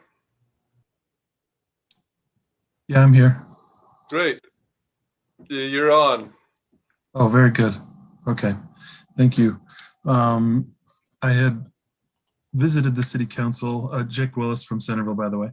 I'd visited with you all, I think about a year or so ago, touching on some of the concerns I had as a citizen on the West Davis Corridor project, if you recall, just sort of hoping to raise some awareness on, at that time, were some of the preliminary sand wall plans and just making everyone aware how it was creeping over. This visit today, I'd hope to just raise some awareness on some of the concerns I have as far as some of the mature trees we're losing in Centerville. And just to get to the point, right? Obviously, in full transparency, I'm in that area by Lund and frontage. So I have a personal interest, but I think on a more citywide, just as a citizen, as I see, you know, the recent removal of the mobile park by Chick-fil-A with, I counted on Google Earth, you know, several dozen mature trees. That spot that Symphony Homes has purchased just south of us, that will be a 62 home development, a couple dozen trees, and then what I see from West Davis Corridor's plan, which could be up to a little over a dozen trees over in my neck of the woods. So I suppose, and we have a couple slides here, and I appreciate George helping me get this set up, and I appreciate taking this time. I won't try to take too much time. But the point I think I'm trying to make is there is value in preserving mature trees. And I know that we are a tree city. We have that designation. We've had it for some time, and that's something we can be proud of. But one thing I want to point out is a mature tree does the work of several small trees, and it takes several years, a decade plus, for a young tree to grow to maturity and start to do some of the things that mature trees do as far as some benefit. Some highlights here. Some of you are probably very familiar with some of these. Maybe you're on the tree committee and just some, maybe being in botany or some things. Just put some things in here. And I mentioned this to George in my email that I wasn't trying to come off as preachy or Captain Planet or anything like that, but mostly just, some of the things we can consider. That first bullet point, mature tree does the work of several small young trees. Mature trees act as natural sponges far more than the young trees, obviously absorbing storm, flood, swampy water. Mature trees reinforce surrounding soil. I'll just hit the highlights on here. Purify the air better. A mature tree gives us a lot more oxygen than a young tree, just because of the sheer volume, right? And the number of leaves, it becomes something that's very voluminous as far as, the quantity and the work that a mature tree is doing. Provides a lot of habitat, birds, sparrows, hummingbirds, swallows, and another selfish desire. These birds that are around here eat mosquitoes. We have some mosquitoes in Centerville, and the young trees don't provide the type of habitat that we would see from the mature trees. And if we could go to the next slide. Thank you very much. Some concerns I'd voiced here a moment ago. Replacing a mature tree with a new sapling is not a like for like. I'm sure you're all aware of that. It will take a young tree many years. Planting trees are great. It's something I think that Centerville does, by the way, well, but we should strive to preserve as many mature trees as we can. It goes beyond the beautification, right? They serve a great function for habitat, for oxygenation, storing carbon, a lot of things. And I've mentioned these concerns before. We lost a lot of trees in that property north of Chick-fil-A, and I assume there's probably a great tree planting program that will go into effect, but I think it's important we try to preserve the mature trees. And then this last slide, if you wouldn't mind click it over that, just shows a quick, I'd taken the overlay from UDOT's West Davis corridor and then added a little legend there for you just for reference. You can see the red circles are trees that are currently in the construction path, at least partially or wholly. The ones with the purple circle are ones that could potentially be in the path, and the ones in the green look like they're completely out of the path. Now, I have reached out to Rex and other project managers on the UDOT team to make them aware, and they are on board with trying to preserve as many trees, but I'd like to also just get this in front of the city council so they're aware of my concerns. And I represent this neighborhood here. As they voiced some of the concerns and asked that I come forward with this as best I can. You can see where the sidewalk will be, where frontage road, the new location will be, as well as the new sand wall and barrier. So I guess my plea is that whatever influence we can have with UDOT, working with Rex and other project managers there, it'd be terrific if we could preserve some of these trees, especially the ones that aren't in the direct path. I know that section of land had been sold off, I believe, but in behalf of UDOT, and there'll be some construction and some water drainage thing they'll be working on there. But I think it would be terrific if we could preserve as many trees as we can, especially in light of all the trees we've been seeing removed throughout our city. That's about all I had, but I would just make that plea to the city council to consider that. So thank you for the time. Jake, I thank you. I know that many people in our city are very concerned about our trees. We formed a tree board in the time that I've been mayor. After we lost trees in the windstorm, we pushed to get on our website replacement trees for those. I mean, I know it's the new tree. We can't do anything about nature taking them down. We tried to in our Island View Park keep the trees where possible, and so we're striving hard. And I personally will talk to UDOT and say wherever they can that would be great if they could preserve them.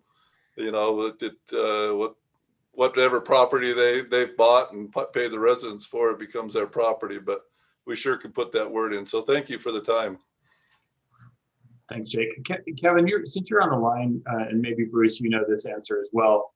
When UDOT removes trees, what's the requirement for them to put stuff back or to put something elsewhere? Or they just get to knock it down and don't have any requirement to replace? I don't know what UDOT's requirements are. I know as far as city properties, facilities, if they require some of it, that we then put the requirements on them of replacing equal or greater value of what it is we lose. I'm not sure on other properties, private properties and things, how that works. Yeah, I think it would have to be something that's written into the agreement with the private property owner. So if a private property owner was selling them some land, that property owner would have to make that part of the agreement. to say, hey, look, we want you to pay us for the land, but also several trees that then could be replanted. But I don't think there's a blanket law that requires them to replace trees in kind. Thanks for the clarification. Thank you. Jake, thanks for bringing that to our attention. We appreciate the comments. Thanks for coming, Jake. Yeah, Bruce is like, yes. I'm looking to see if there's any other comments in the open session on anything. I'm not seeing anything. I'm not getting any text messages that there's any more coming. So While we're kind of waiting, Mayor, how you doing, Bruce? Are you sick or not? I'm not sick. So far, I've survived 2 family members trying to give me COVID, and they both survived without dying, and I didn't get COVID. So far, so good. Good job. So I'm glad that Jake joined us tonight. It's nice to have some comment in the open session. It's been a while since we've had some, and very well done, Jake. Thank you. Seeing no other comments, then we will close the open session, and we will go to the business of the meeting. The first item is the final subdivision plat. The Hive PUD. And Corey, you want to give us some background on this? Yeah, let me share the screen here for a second. And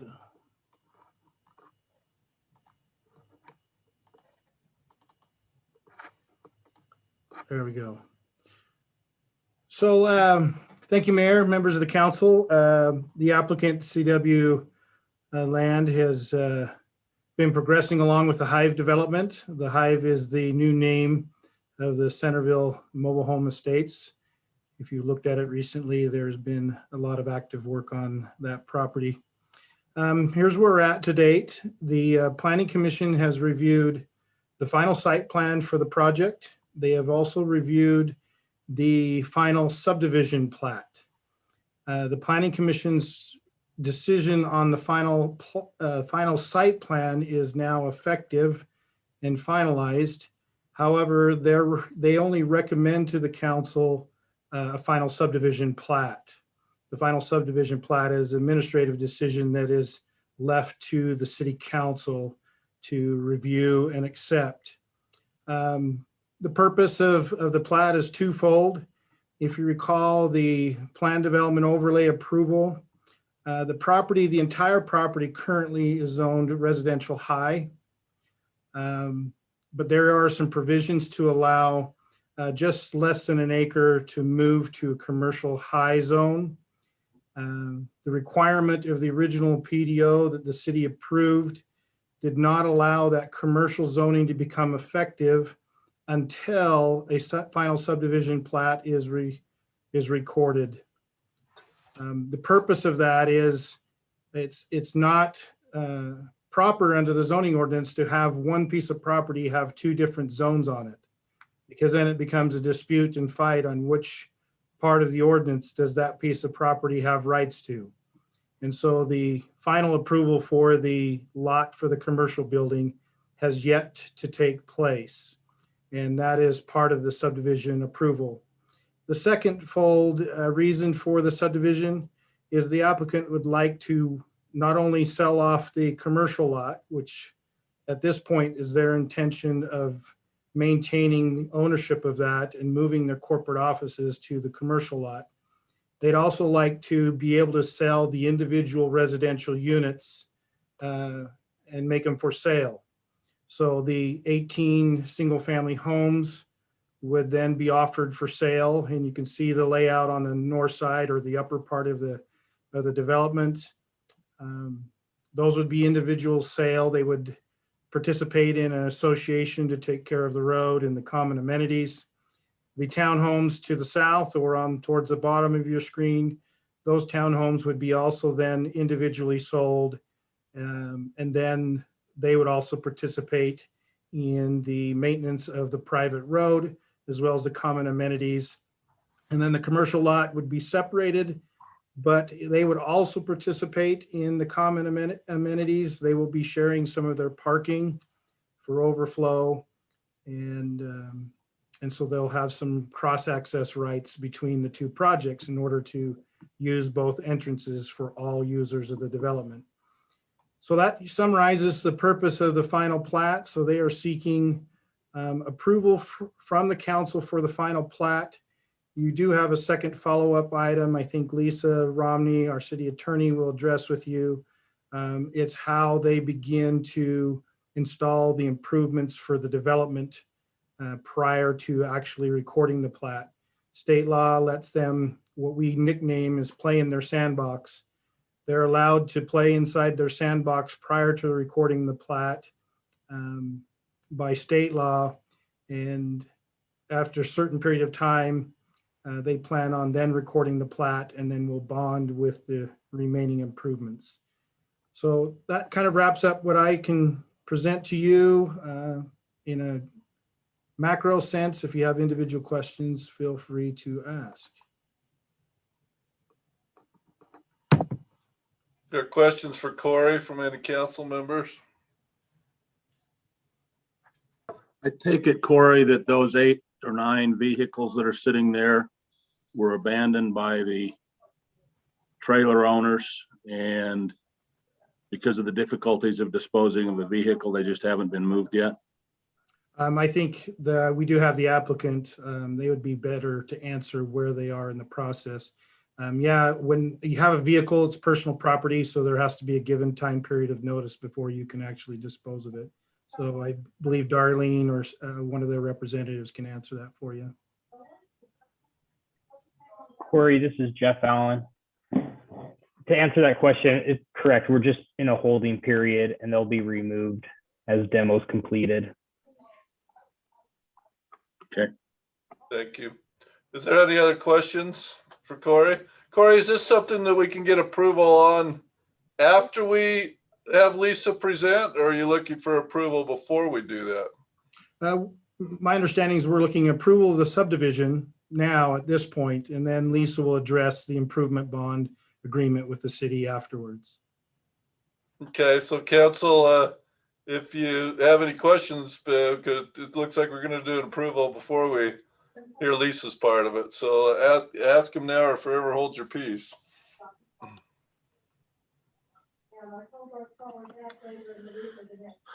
I really feel like hearing about the improvement bond before I vote on the other. Is there a procedural reason we can't?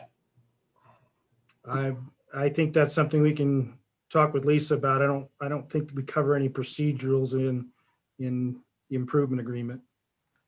Yeah, they're not really related. Usually we bring the infrastructure improvement agreement back at a later time. But obviously the developer has asked us to work on things as quickly as possible. And so we just double booked them tonight, but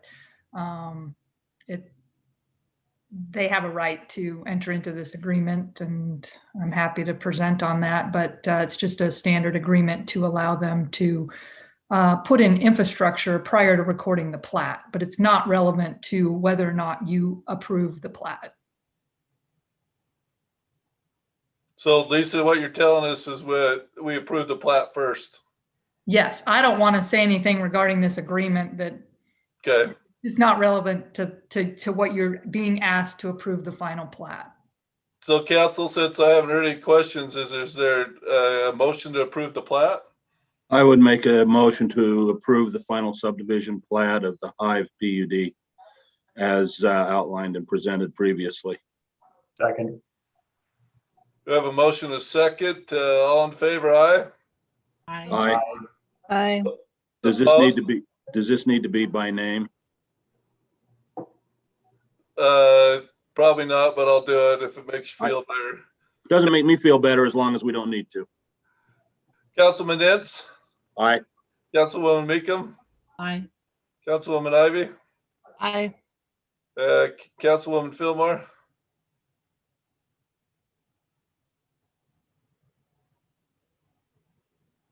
Yeah, and aye? Oh, yeah.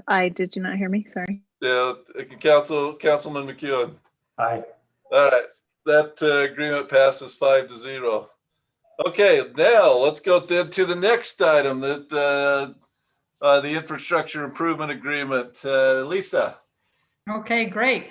Now that the subdivision has been approved, we can talk about utilities and when those should go in.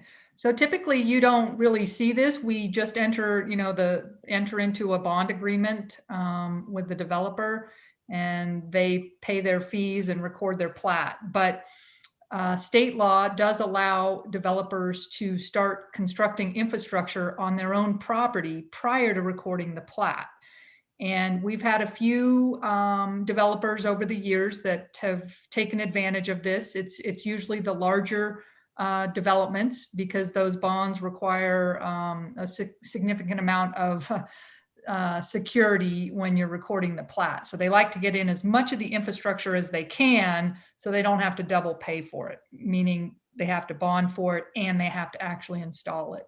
So we've done this, I think, with Sheffield Downs. I think we may have done it with Woods PDO, but essentially it is a form agreement that allows the developer to put in the infrastructure on their own property prior to recording the plat. In Centerville, we like to formalize this in agreement because we require a $25,000 unwinding bond. This is to make sure that if they walk away from the project without recording the plat, because essentially that's the risk, is we start putting in infrastructure, but there's no plat and there's no lots. So we just require a $25,000 unwinding bond so that if they walk away from the project, the city could go in and basically tap off the infrastructure and basically grade the site. That's unlikely to happen, but that's what we try to put in the agreement, as well as a lot of other requirements. This agreement has been reviewed by the Hive's attorney, and they requested some minor changes from our form agreement. But one thing that we are going away from or allowing this time is that as part of this infrastructure improvement agreement, since it's already recorded against the property, that they can just provide us a temporary construction easement across the entire property for purposes of installing all this infrastructure. And then when they go ahead and record the plat, we can get the easements at that point. We get the public utility easements. We're just trying to find ways to reduce paperwork and things like that. And it's, you have to jump through a lot of hoops to vacate easements these days. And so some of the other projects, we actually obtained an easement and then we had to vacate it at the time that they recorded the plat. So, but I think we're protected just as much. This is a recorded document where they'll provide us those easements. So a temporary construction easement. And so I think with that, hopefully this buys them a few months of, as Corey says, we refer to it as playing in their sandbox.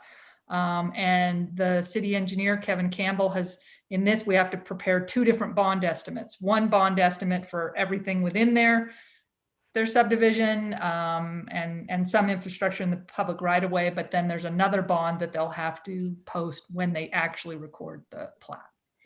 So anyway, that's why I was trying to say I just didn't want to have it weigh in on your decision on whether or not to approve the plat. So staff's recommending approval of the agreement. And I think everybody looks forward to getting this project going. I would make a motion that we approve the infrastructure improvement agreement for the Hive development. Second. I have a motion and a second. I'm going to take a roll call vote on this since we have some money involved here. Councilwoman Fillmore. Aye. Councilman McEwen. Aye. Councilman Ince. Aye. Councilwoman Meekum. Aye. And Councilwoman Ivy. Aye. That motion passes 5-0. Thank you. And thanks, Corey. Thanks, representatives that were listening in. Thank you, Kevin, for also being here as well, too, on that one, if we had questions on the estimates that you prepared. All right, item number 3. This is an item that we are on the Nishwal, we approved it a few weeks back, but Bruce is going to tell us about some options that are available. Is that correct, Bruce? Yes, and before I introduce Steve Kale will be presenting. He's represents Rocky Mountain Monument and Vault Company. There have been some concerns that about the different types of methods of building a niche wall, and also materials that are available in using to build niche walls. And so Steve has spent quite a bit of time and research, and I might just add that I've been on the board of directors for the Utah Cemetery and Parks Association now for about 12 years. And about probably 5 or 6 years ago is when we started looking at a possibility of doing a cremation garden and niche walls here in Centerville. And I have some really great contacts across the state of other municipalities and other cemeteries, and was able to tap into those resources and do some research of my own of the best quality and best products, and everything pointed to this company. This company has been in business for over 100 years. They differ from all other contractors that build niche walls in that they also run cemeteries. They build these for themselves. It's kind of the idea of a contractor building his own home, does an extra quality job when he's building his own house, because he's going to live in it, and he's going to take and be the one who takes care of it and maintains it. That's the situation we have with Rocky Mountain Monument and Vault. And so with that, Steve, are you there that you can address the council? Bruce? Yes. Lane Larkin here. I'm under my wife's computer, Jody. Oh, okay, Lane. Okay, Lane. Steve is also on here. Okay, great. If I will pass the time off to them. They helped to educate me. I sat down for an hour or so with them, asking lots of questions as I was getting bids and quotes and talking to other cities. And most recently, the Bountiful City put in one of these niche walls and has already contracted to put a second one in by Rocky Mountain Monument and Vault. And so I wanted to know why, and other vendors would say, well, you need to ask this question. So I went back to them and said, hey, what about this and this and this? And I think this will be a great opportunity for the council to be educated in this area. And I'm grateful that the council wants to know, that they want to be educated in this, so they can then answer questions educated when they get asked by their neighbors and friends. So I'll turn the time over then to Lane and Steve, and they can share with you their experience. Hello, I'm Lane Larkin with Larkin Mortuaries Memorial Corporation and Rocky Mountain Monument and Vault. My family has been in the death care business here in the state of Utah since 1885. I'm 5th generation. We have 6th and 7th generation in our family business. We own 4 mortuaries, 2 cemeteries, 3 floral shops, a wedding reception center, and a monument and vault company. And we have done that for over 137 years. We've sold a lot of other niche features to a lot of cemeteries. We've installed mausoleums and niche features into our own cemeteries. When this all came about years ago, when cremation was on the rise, we traveled the country and researched a lot of different ways of mausoleums and niche features. We took 3 years looking over different poured in place, all granite, form place. And after the 3 years, we figured this is the best secure and system to come up with. A lot of other companies I know do the all granite. I can do all granite. I have the capability of doing the all granite. The all granite's like a puzzle you kind of put together in silicone together like a puzzle. I could do the same thing, but I feel like that's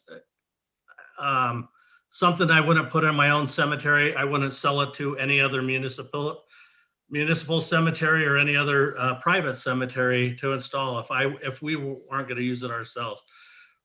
We're not looking at for the sell. I'm looking at something that Centerville, when we are done, it's in your cemetery. Centerville is going to be proud to have that in their cemetery, and also the Larkin brand will be proud to have installed that in the Centerville cemetery. Yeah, as Lane said, this is Steve. I am the vice president of Larkin and have the privilege of working with Lane on a daily basis. We've installed over 24 of these niche walls throughout the state of Utah.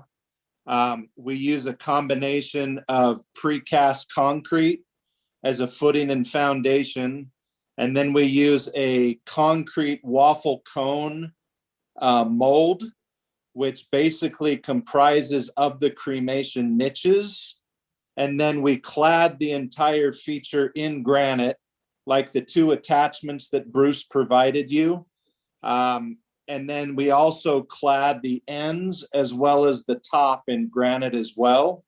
And we feel that this is the best, most durable for an exterior solution in the weather that we were able to come up with as we make the nuts and bolts being concrete, and then the elegance of granite to your color on the exterior. And then you can see on the attachments what the final product looks like. But it's of our professional opinion that the granite foundation and the granite exterior cladding and the concrete waffle cone that makes the niches is the most durable and visually pleasing for the public in regards to the strength of the overall feature. And that's our position. Does the council have questions about what they've talked about? Yeah, so I'd like to know why this is better than solid granite. Well, for the security with the solid granite one, there's no hangers, rosettes and hangers. Like I said, it's all, they route it all out and put it together like a puzzle, and they have grooves, like it's routed and put together and silicone together. A lot of the fronts are just slid into the grooves and dropped in to where you can literally go up and pop it out. Ours is reinforced concrete, and it has the hangers poured inside there. And when you attach the hangers on the rosette and you screw the fronts on, it's all secure. You have to have a special screwdriver to be able to pull off the front. A lot of the all granite ones, it's a big, huge chunk of granite. Then when you open it up, there's multiple niches that are exposed and open as you're placing the niche. Like I said, there's no nuts and bolts. It's like on an all granite one, it's just all put together and siliconed. And we all know what happens with silicone in our weather with the heating and freezing.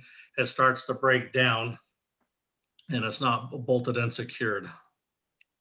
You know, I think that's a key point.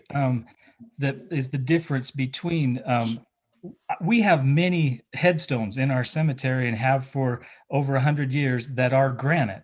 They have a granite base and then the granite upright portion that is glued together, so to speak, with a silicone glue that is susceptible to oxidation, corrosion. It dries out and cracks. And so every year we have a situation where the granite top is sliding off or falling off or tipping over from the granite base because it's not, unfortunately, you can't weld granite to granite. You can't make a solid granite piece. And so while an actual piece of granite may be as durable or more durable than a piece of concrete with steel reinforcement, when you start having hundreds of pieces of granite that are all glued together, whereas you can pour a solid concrete piece that's molded in the way that has the reinforcement still. Our engineers, I don't know if we've still got Kevin Campbell listening in, but that's why they build dams and buildings and things out of reinforced concrete instead of using granite pieces that are glued together with silicone.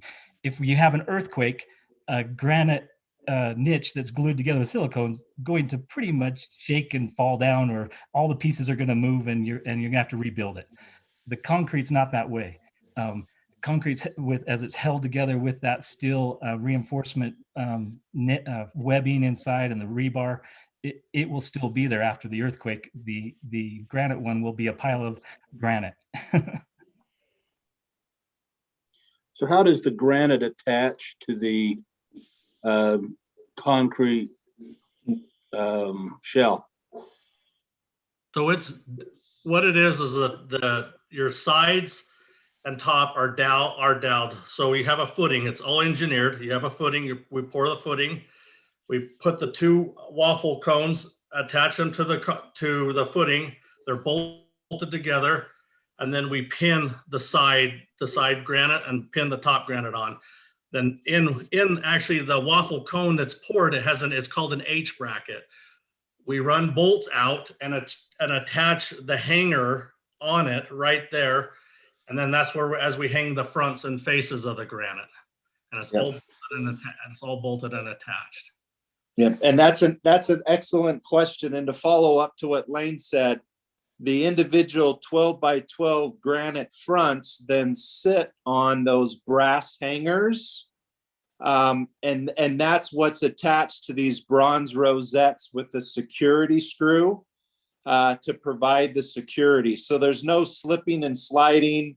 All of these granite fronts are totally secured on 4 brass hangers. So you're not going to have slippage or movement over time either, because all of these brass hangers are drilled and cored directly into the concrete waffle form. I'm going to share a photo from our that we have in our packet, if that would help explain it. Well, I think that's fine. Great. Go ahead. That's great, Brant. Thank you for putting that up. And you can see the difference. A lot of these kit models look more like individual mailboxes that you'd find at the US Postal Service. This particular, this is one of our niche walls that was installed at Bountiful City. Those bronze rosettes, that is the security we're referring to, because those rosettes will not come off without a special screwdriver. And those granite fronts, each of those 12-inch by 12-inch granite fronts are actually hanging on the brass hangers that are behind the granite and drilled and cored directly into the concrete waffle form.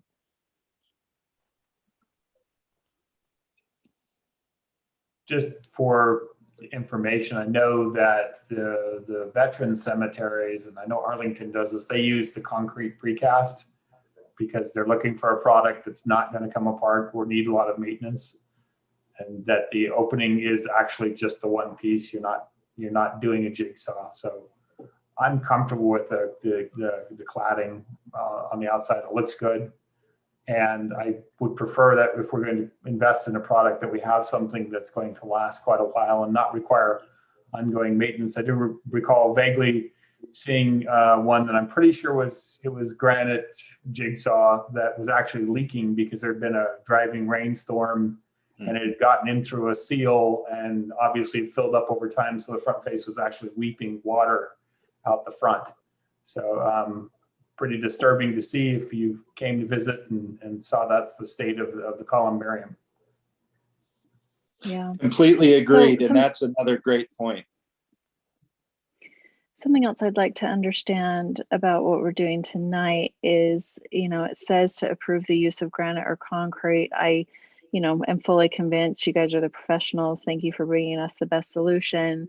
I'm wondering about, Bruce, if there are going to be other steps. I'd like to see the full design of the area. So like, for instance, that Bountiful picture that we just saw with just a stark cement versus the other pictures with like a an acid wash cement and a warmer feel and the bench and the landscaping and things. And so I definitely want to approve the final look of the area that we're creating here, not just the wall itself. So Bruce and I had discussed, yes, bringing back the conceptual drawing to you for the final approval. I understand that's in process right now of developing that, right, Bruce? Okay, so is this just step one so that then we can hire Larkin to start I mean, it will be constructed on site, I assume, no? Yes. They've already been awarded the bid, and that's why we're coming back first with the material options, and then we'll proceed to the next step of the design. I just didn't understand why this step was needing to happen before, final conceptual. But if there's a reason for that, I'm fine with that as long as we're clear that we would see final conceptual. I guess that's not final conceptual and approved for final. Okay, so anyway, then do we want a motion for this? I would make a motion that we approve the use of concrete with a granite surface layer for the materials used for the niche wall at the cemetery. Second that. I guess I'm left with a question, and I'm inclined to agree, but Robin, I believe it was you that had someone that came and complained that we were going second rate. No, It was me. It was me. Oh, it was Stephanie? Okay. And I Can you don't help us know that understand? it was second rate, but questioned why we would want to do something that wasn't granite. But I guess it was granted all the way along, and we kind of reacted because we didn't realize it. Because, I mean, this is what the original proposal was, right? This is what the original proposal was. Yeah, the question was, why would we do part concrete and part granite? Wouldn't it look better and be better to be granite throughout? And the answer we found is no. Well, I feel a little bit, I'll be quiet. No, I'd like to understand. Well, I feel a little like I don't know yet, and probably like I will never know.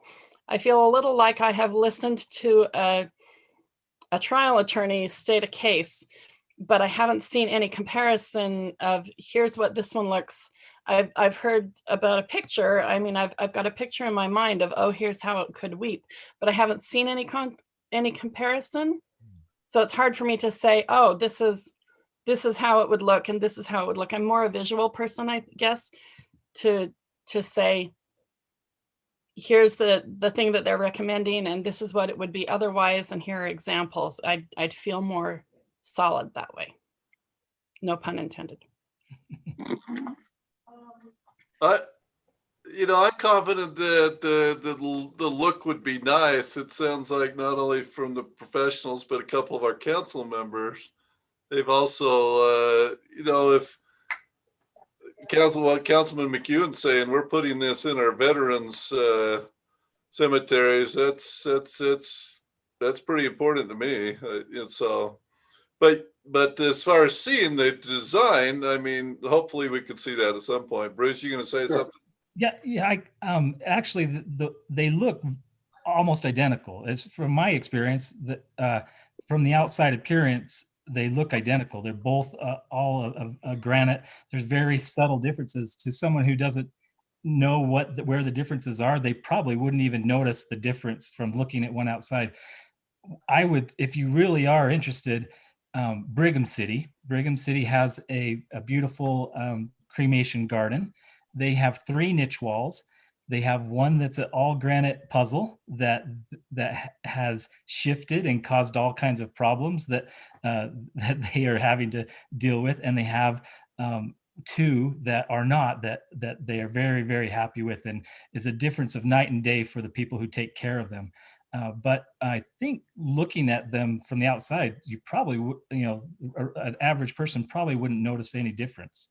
They both have well, and Bruce, all granite outside. I would just like to I would just like to jump in and say that Bruce introduced this agenda item, talking about the hundreds of contacts he has and the hours of research he's done on this. And then, this was a very convincing presentation as to structurally why to do that. So at some point, isn't this what we hire department heads for?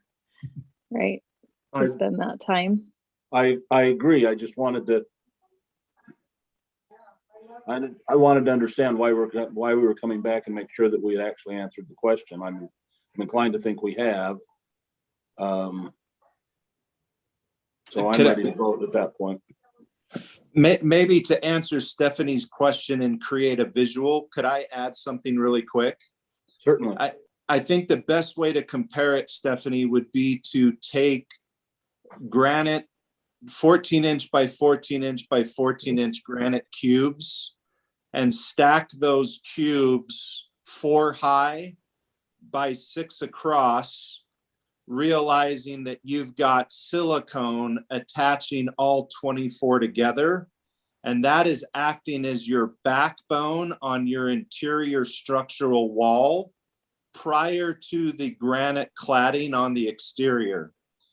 Ours is literally one concrete waffle mold with 0 joints, which adds strength and durability. And that is probably the best thing that I could use right now to try to describe what that spinal framework looks like as far as all granite versus a combination of concrete and granite. Okay, I appreciate that.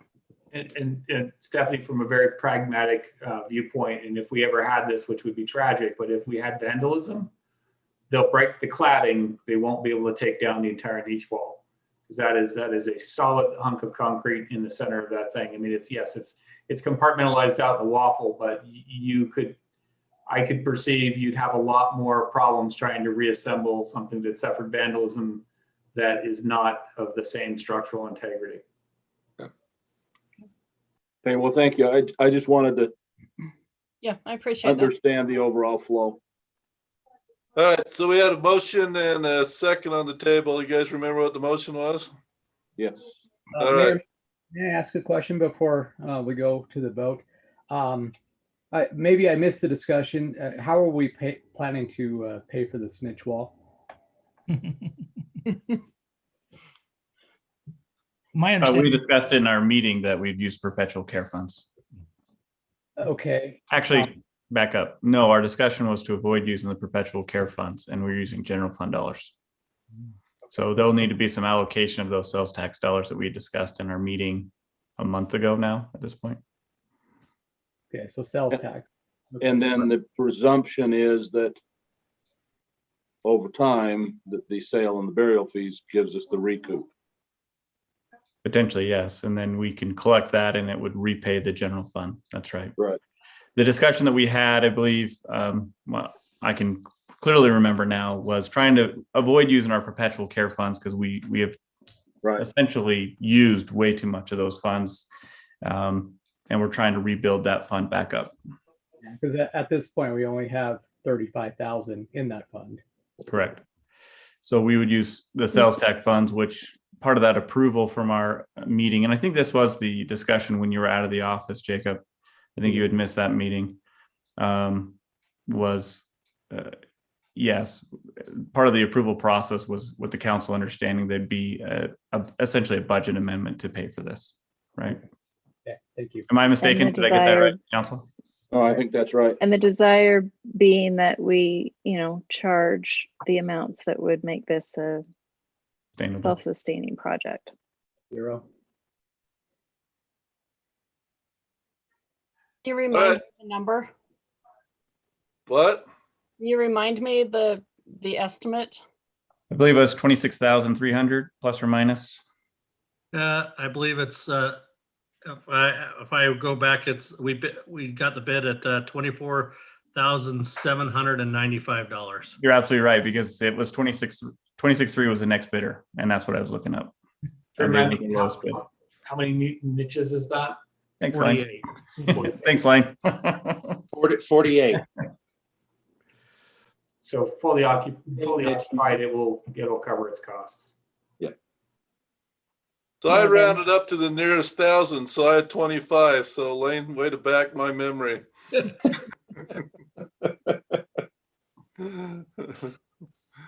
All right, good discussion. Any further discussion, or can we vote? Go All for right, it. we have a motion, a second. All in favor, aye? Aye. Aye. Opposed? Appears unanimous. Thank you. Hey, thank you, Lane and Steve, for joining us and explaining it so well. Thank you, Bruce, for all your work and counsel, for the input and knowledge that you guys have on as well too, and all the questions on both sides. Thank you. And thank you for all that you do. We appreciate that leadership. Thank you. Appreciate it so much. Yes, thank you. All right, let's go to, let's see, we're item number 4. This is the bond reduction and a warranty with the South Davis Metro Fire District. This was initiated by Kevin Campbell. So Kevin, do you want to talk about it? Or is there anything we need to talk about? Go ahead. No, basically it's just an end of warranty. It's a 1-year warranty. The time has expired and everything looks fine on the site. So we're just recommending the bond be released and the warranty period ended. All right, pretty straightforward. Questions for Kevin? Motion that we approve the bond reduction in the amount of $2,950 and end the warranty for the South Davis Metro Fire Station. Second.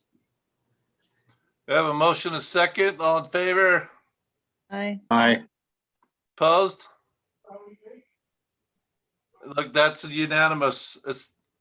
Assistant Chief Powers, you can tell Chief that this action was taken tonight. So thank you, Kevin. Just out of curiosity, are the firefighters happy, Assistant Chief? Happy with what? You don't know firefighters. They're hard people to please. With the building? They're very happy. They love it. Yeah, and we're happy with. We're all happy with it. And even the process, even though we had to work through some issues, with the city and meeting the standards of it, I thought that the planning department was bent over backwards for us and couldn't be more happy with the way that we worked with them. Great. Thank you. Thank you.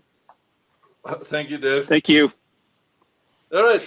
The next item, we have a bid award on the culinary water line and storm drain replacement project, 4th East from Parish to Chase. This is kind of a big one. Kevin, do you want to talk about the bid? Yes, this is a bid for culinary water replacement, 400 East Chase Lane to Parish Lane. Also some storm drainage improvements. This is the stretch that the contractor is currently working on for Dual Creek irrigation. So this, fortunately, we got the same contractor that Dual Creek hired, so they'll be able to stay on site and just continue to use the same traffic control. They won't skip a beat in and moving on to our project once the irrigation project is completed. And then we just opened bids this past week on the street rebuild, so that'll be forthcoming.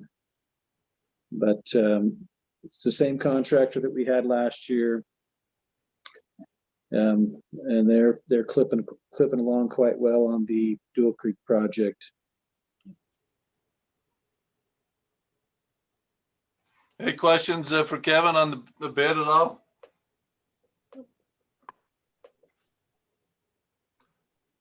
Do I have a motion for this bid? Motion to award the project to Great Basin Development and Construction for the amount of $435,259. Second? I'll second that. We have motion and second. Any further discussion? If not, let's do a roll call vote on this one with the amount that it is. Councilman Ince? Aye. Councilwoman Meekum, Aye. Councilman McEwen, Aye. Councilwoman Fillmore, Aye. and Councilwoman Ivy. Aye. That motion passes 5-0. Thank you, Kevin, for being with us. We're moving to the next one. This is the Green Street. My grandma used to live on Green Street, Salt Lake. That's why that was on my mind. This is the Green Steel water tank replacement project. So, Kevin, you want to talk about that too? And Mike looks like Mike's here again too. So both of you. Yes, one of the things that the Ferguson Group suggested that we would need in order to apply for this grant is we need community support. So I believe Lisa has drafted a resolution. The intent of the resolution is to show that the city council is supportive of this project. That's basically it for tonight, I believe, is all that we want to discuss. Correct me if I'm wrong though, Lisa or Brant.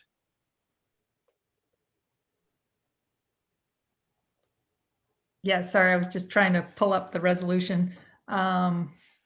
Yeah, I think we've been doing this with some of the grants that the Ferguson Group is proposing, that they like to have this community support, and a resolution is an easy way to do that, and doesn't fully commit you to the project, but just says that the council supports this project. And there are some pictures. I know Mike prepared a number of attachments for your staff report as well, showing the condition of the existing steel tank and why this project is needed. This is, thanks, Lisa. This is one of the 4 projects when we, the mayor, myself, and Jacob, Kevin had met with our representatives. Was anybody else on there? Am I missing anybody? I feel like I am. No, we met in December. Yeah, we met with all of our representatives, Senator Romney, Senator Lee, and Representative Congressman Stewart. This is one of those, and we were just informed by the Ferguson Group with the reintroduction of earmarks, or as they're calling them, community, what do they call them? Community investment funds, something like that. We are actually ahead of the ball, because ahead of the game at this point, and there's not many communities ready like we are with shovel-ready projects, and we have high hopes that we'll be front of the line for some of these funds that'll be made available to local government. So we appreciate the Ferguson Group in making sure we're on it and keeping us on target. And I appreciate Kevin and Jacob's time, and everybody else who continually meets with the Ferguson Group to share our project. So we're moving right along, which is great. And Oh, is it- while you're communicating thanks, Brant, I think that you deserve thanks for bringing the idea to us to work with the Ferguson Group. And I hope that you are tracking the monies that they're helping bring in for a nice summary report. As of right now, again, I told you it might take some time the first years for getting the ball rolling, and the 75,000 for the meters will be really our first win in terms of real tangible money. But I'll let you know that the Ferguson Group sends us emails all the time, letting us know what's going on, like the American Rescue Plan. We're actually the first to know what's being introduced to the legislature before a lot of our counterparts, other cities. I had one city say, "Do you know how much you're getting?" And I says, "Of course I do." and because we've been informed by the Ferguson Group, which is actually really helps us as we prepare and being able to anticipate any challenges we might have in the future. And I might add, they're also great on answering our questions, more detailed questions that are specific to our city. And I mean, we get the general guidance from the Treasury, but then they're able to get it refined to our city itself and what applies. So they're actually sharing information with us regarding the county's housing, COVID housing funds, and how those can be spent. They actually keep us informed of what Davis County actually is receives in their allotments. And I actually have forwarded those emails on to the county, and they're very appreciative of that information. It's a free service, but I think it's helpful for us to know so housing funds that are available, it could impact our residents if they need rental assistance due to COVID. We know that the county's getting money, and we know the rules. So we're actually, if it impacts us or relates to us, we can have that conversation with the county saying, well, we have this people that are impacted by this and we'd like to tap into those funds. So anyway, it's good to know that information. Is that something we should be publishing to people? We are publishing a few of the items that we're allowed to publish. Yeah. So working with the county, particularly Heidi in the auditor's office, they're working on a few things and they're putting together some social media that we can share. We haven't been allowed to share that information social media wise, but they know that we're interested in doing that. But we have to adhere to their program, how they want us to share it, essentially. Okay. So the description says this is about, it's a half a mile north of the current steel tank. Is it further Yes, east? so a little bit more background information. It's the green steel tank, of course, is at the top of Chase Lane, about 700 east. The replacement reservoir, let's see, the green steel tank is a 500,000 gallon tank. The replacement reservoir is slated to go at the top of Oak Ridge Drive. Thank you, Lisa. And so Get the baby to it. Thanks, Lisa. The site that we have been taking a look at is the Bangerter property. I'm trying to think of the LLC that it's under, but Darren Bangerter, his family own the property. We've approached him and he said that they're interested in working with the city once we nail down our funding a little bit closer. So yeah, it's at the top of Oak Ridge Drive as you go onto that private lane up to Haddad's. It's just north of that existing home at the northeast end of Oak Ridge Drive. The Haddad home? Oh, go ahead. Sorry. The Haddad home? It's below the Haddad home. It's just northeast of the end of the city street. So okay, so it's down lower a little bit. Yes, yes. So we've got it as 20 feet tall, Kevin. Is this in the ground 20 feet, 10 feet, or it's all freestanding above ground? This reservoir, all the reservoirs that we build anymore are buried. So it'll be similar to the Parish Lane Reservoir. It'll be 20 feet tall, but it'll be completely buried in the ground. And then the next question I have for you, Kevin, is on the capacity. We've got, obviously double what we have now. Is that sufficient for any planned growth? Or are we looking strictly at that service area? I'm just trying to figure out how we decided $1 million would be the right number. Yeah, what we did is we did a rough draft of our CFP, Capital Facilities Plan. We projected out the Centerville City projected population out to 2050. We've doubled the size because this 1 million gallon reservoir will get us well past the year 2050. In some ways, we probably have more storage than we maybe really need, but we think there could be some use possibly on the west side for irrigation. So we're being very conservative. I think that doubling the size is a good idea. Some of it's even based on value. We might get a 500,000 gallon reservoir for $1.5 million, and a 1 million gallon reservoir might only be 2 million. So we think 1 million is a pretty good sweet spot. It gets us, again, well past the year 2050 as far as the state regulations are concerned. Well, and too, Kevin, it'll be the same height as Island View Reservoir, right? You're gonna match that. Yes, it's going to be at about 4,700 feet. Yes, and it matches the Island View Reservoir height. That's one of the reasons this site was looked at, and hopefully we can get it purchased at some point. Because currently the green steel tank services about 204 homes is what that does right now. And when Bill Rigby's property goes, then if it ever goes, then this would be the one that would serve that as well. Well, I'm in support of it. I would motion that we approve resolution 2021-15. Second. Motion is second. Roll call vote. Councilwoman Ivy. Aye. Councilwoman Meekum. Aye. Councilman Ince. Aye. Councilwoman Fillmore. Aye. And Councilman McEwen. Aye. That motion passes unanimously. Okay, item number 7. This is a stormwater management plan. This is also another, this is a resolution as well, 2021-08. And this is,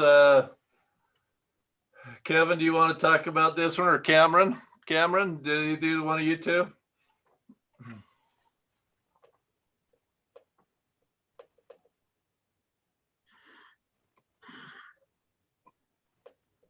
If Cameron's not on, I could talk to it a little bit. Stormwater management plan has been updated. It's something that we've had in place in the past, but as regulations have changed over the years, especially in the past several years, a lot of the regulations have changed and been updated. So this is an effort basically to keep up with the state mandates and keep up with the state requirements. I think this was brought before the city council several months ago, but there were some edits that needed to take place. So this new document has been edited and updated to include those comments. A lot of these. Cameron, you have anything to add to that? Oh, sorry, Brent. I was just say this, Councilor McEwen had brought to light some of those charts and graphs, and those were cleaned up, rightfully so. We're still in the process of really looking at other metrics to measure, right? That's a longer process, but just cleaning up some of that information that just needed to be cleaned up was taken care of in this draft. Thank you, Councilor McEwen, for. Yeah, I appreciate the work that went into it. And yes, I did read it in its entirety, both the red line and the clean copy. So your work was not. And you're happy? You're okay? I'm happier. Oh, great. Thank you. I do appreciate Kevin and Cameron and the time they spent on putting this together. Well, if there's no further questions for Kevin or Cameron, do we have a motion to approve this? I'm gonna take a one out of Robin's playbook and just go a little sideways at this one. Robin's like, "What are you talking about?" So I was driving through Farmington and seeing all the piles of spring cleanup in their gutters and on the sides of their road, and then looking at what we've got in terms of collections at Community Park.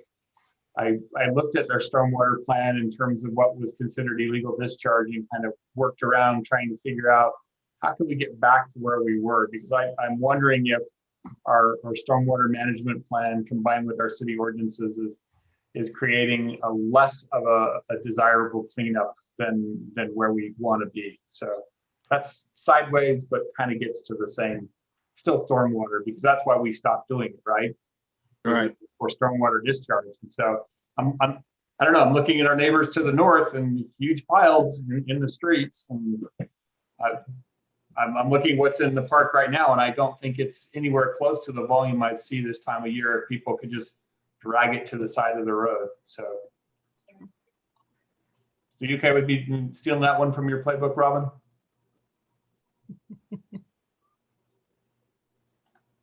Have we, either Brant or, I'm not sure Kevin would be the right one. Have we asked Farmington how they think they're going to get away with it? On your weekly update, well, I've had a conversation with Shane, but in your weekly update, we just Cameron had included essentially the informational items of what goes out in Farmington. It's not a matter of getting away with it, and we had discussed there are some issues, conversations that could be had, and we can. Maybe it's not a big deal with the state, and Cameron knows full well we've had this conversation that honestly the research that needs to be done in this interim and in this time is to find a way to do curbside and do it the right way next year. So we'll be working with Farmington, and so Cameron knows that's the direction we're looking for. That's the goal. But again, we just want to make sure we're upfront and honest with the state and potentially even the feds to make sure they're aware of what we're planning and if they have any advice. But really, ultimately, we're saying we're doing this. What are your biggest concerns, right? So Cameron, that's the research he's doing at this point, reaching out to Farmington and posting that information as we prepare for next year. And we'll hope that the Farmington residents don't hate him because they stopped. All right, right. Drawing attention to I hope not. Farmington, Sandy, Bountiful. I'm just kidding. I was going to say, I hope that we don't cause problems for Farmington, but is it just my perception, or are we a lot less on what we expected in terms of spring cleanup stuff coming into the park? Well, based on my driving around, Councilor McKeown, I would argue that during our windstorm, I think we took in a lot more trees and branches in the neighboring communities. I think we did a really good job there, and that could have cleaned up a lot of our yards. I don't know what to compare it to previous years, what our spring cleanup looks like compared to last year or the year before, what that might, I just don't know. I guess at the end, if you can tell us the number of truckloads that come out of there, we can at least look at some of the historical and see if that's just perception on my part. So back to stormwater master plan, you're right, this could impact the stormwater master plan. I just want to jump in and say I drove around Bountiful or Farmington. I was very impressed with how orderly every pile I seen was, and that it was all sticks. And I was very impressed with the Farmington residents and how well they had done with putting their stuff out. And I have seen it before. And in the South Side, you probably have 7 out of every 10 homes that put it out. But not to hold up the stormwater management plan, I would motion that we approve resolution 2021-08 adopting the updated corrected stormwater management plan for the city. Second. We have a motion to second. Councilman Ince? Aye. Councilwoman Ivy?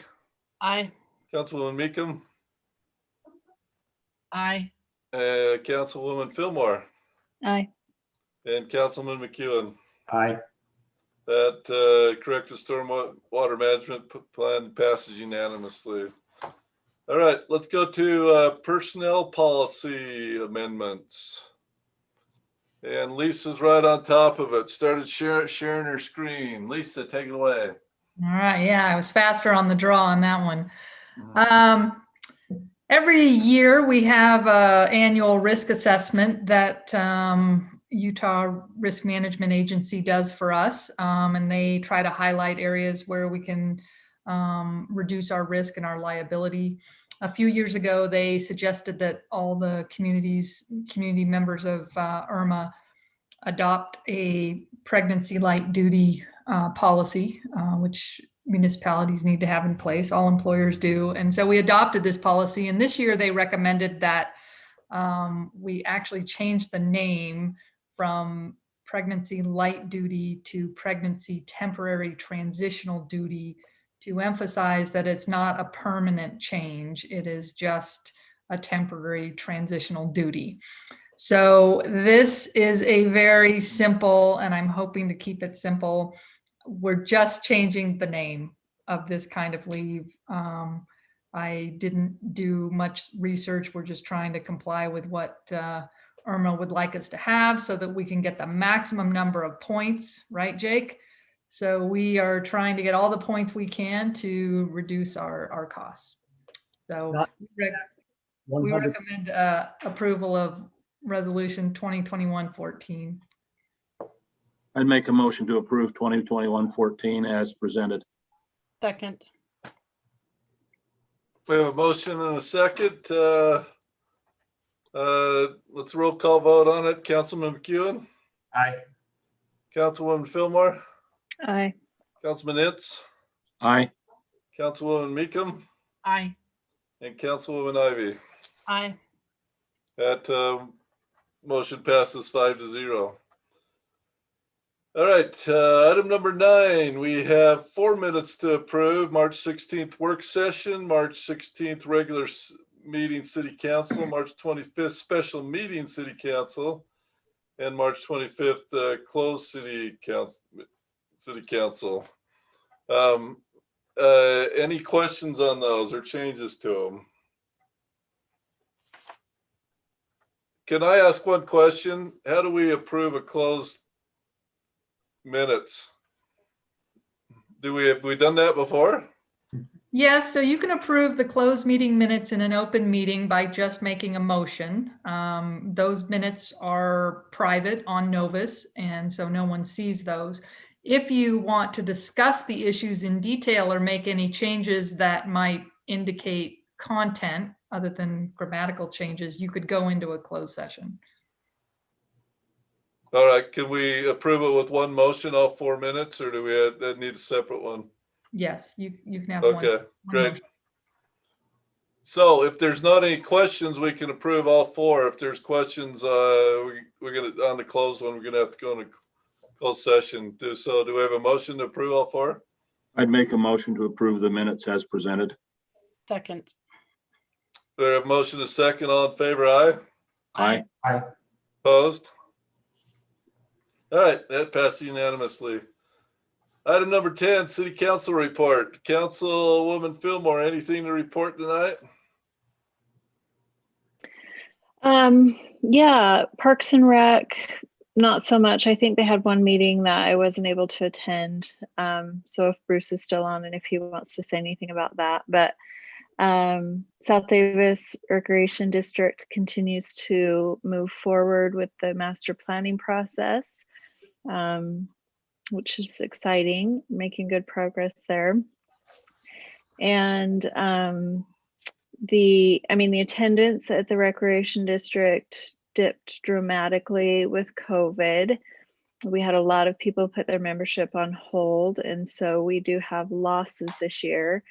But the programs that we run for the recreation has higher signups than ever. So people are very interested in getting out and being active, especially in the outdoors. And the mask mandate is dropping, I think, this weekend. And so we're adjusting to that, putting out different signage, still encouraging, but not requiring mask wearing.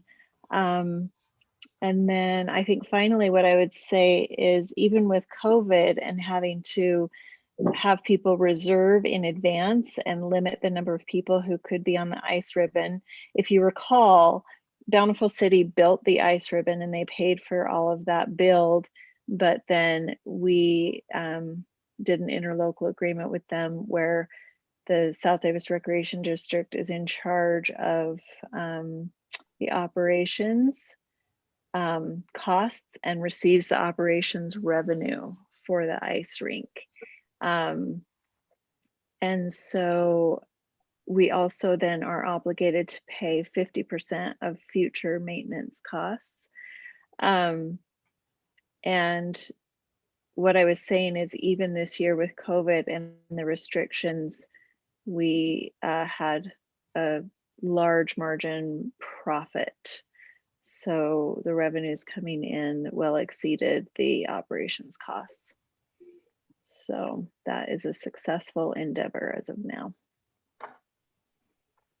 Thank you. I wasn't aware you could put your memberships on the hold. That was a COVID thing, so no longer, but we did that for this year. Okay, any questions for Councilwoman Fillmore? Are hours going to return to normal pre-COVID hours? At the center? Yes. I can't say for sure. At what point? Probably with things getting more back to normal next week. I'll find out and let you know. Okay, thank you. So Councilwoman Fillmore, I know that some time ago we got some letters as far as shape of the facility, what kind of shape it was in, shower heads and fungus on floors and that sort of thing. I've got some recently again. Is there a problem with that? Or is there not? Well, that's a lot of the master planning process, is not only building some new portions of recreation district service, but maintaining the existing building. So it's been 12 years now, and it definitely needs a refresh. And so that will be what we are talking to the taxpayers about through this process. But as far as like regular maintenance, yeah, I mean, especially with the COVID closure, the staff was able to have a lot of extra time to take care of a lot of that. And so I'm surprised to hear that you're still hearing fresh complaints about that. And we would definitely want you to pass them along to us. Okay, Thanks. thanks. I could just give you a quick report on the Parks and Rec Committee. They are engaged right now in preparing for movies in the park, the return of movies in the park, I should say, after taking the year off. And they also are partnering with the foundation and working on some plans for potential pickleball courts that they have made a subcommittee of citizens that are pickleball enthusiasts, and they're working along with the Centerville Foundation on looking for ways to fund and making plans. We have a rough draft of a conceptual plan right now, and so they're working on that. And then I might just add that the rec district is running their at least 4 of their recreation soccer leagues at our community park on the 2 expansion fields. They play games Monday, Tuesday, Wednesday, and Thursday evenings down there at the community park. Servicing a lot of our citizens and many of our neighbors. So it's good stuff. Yeah, community parks just going to start hopping with activity now. So you'll see that. And then I would also add that, you know, the next thing that the Parks Committee should get busy on is prioritizing, you know, creating a priority list for as we get RAP fund or additional RAP funds available, which with our increased revenue projections, hopefully we'll have some maybe to tackle some of the smaller projects. And that's the tricky thing, is finding the right balance with prioritizing the smaller things that can get done. And, you know, we like to see things getting done regularly. I think the citizens appreciate that versus not spending and saving for the bigger projects, right? Yeah, I think that makes a lot of sense. And maybe one of the things we ought to at least consider is we had our percentage allocation about where it was, which as I recall was an 85-5-5-5. Maybe we ought to be 80-5-5-5-5-5, where 5% is for small projects.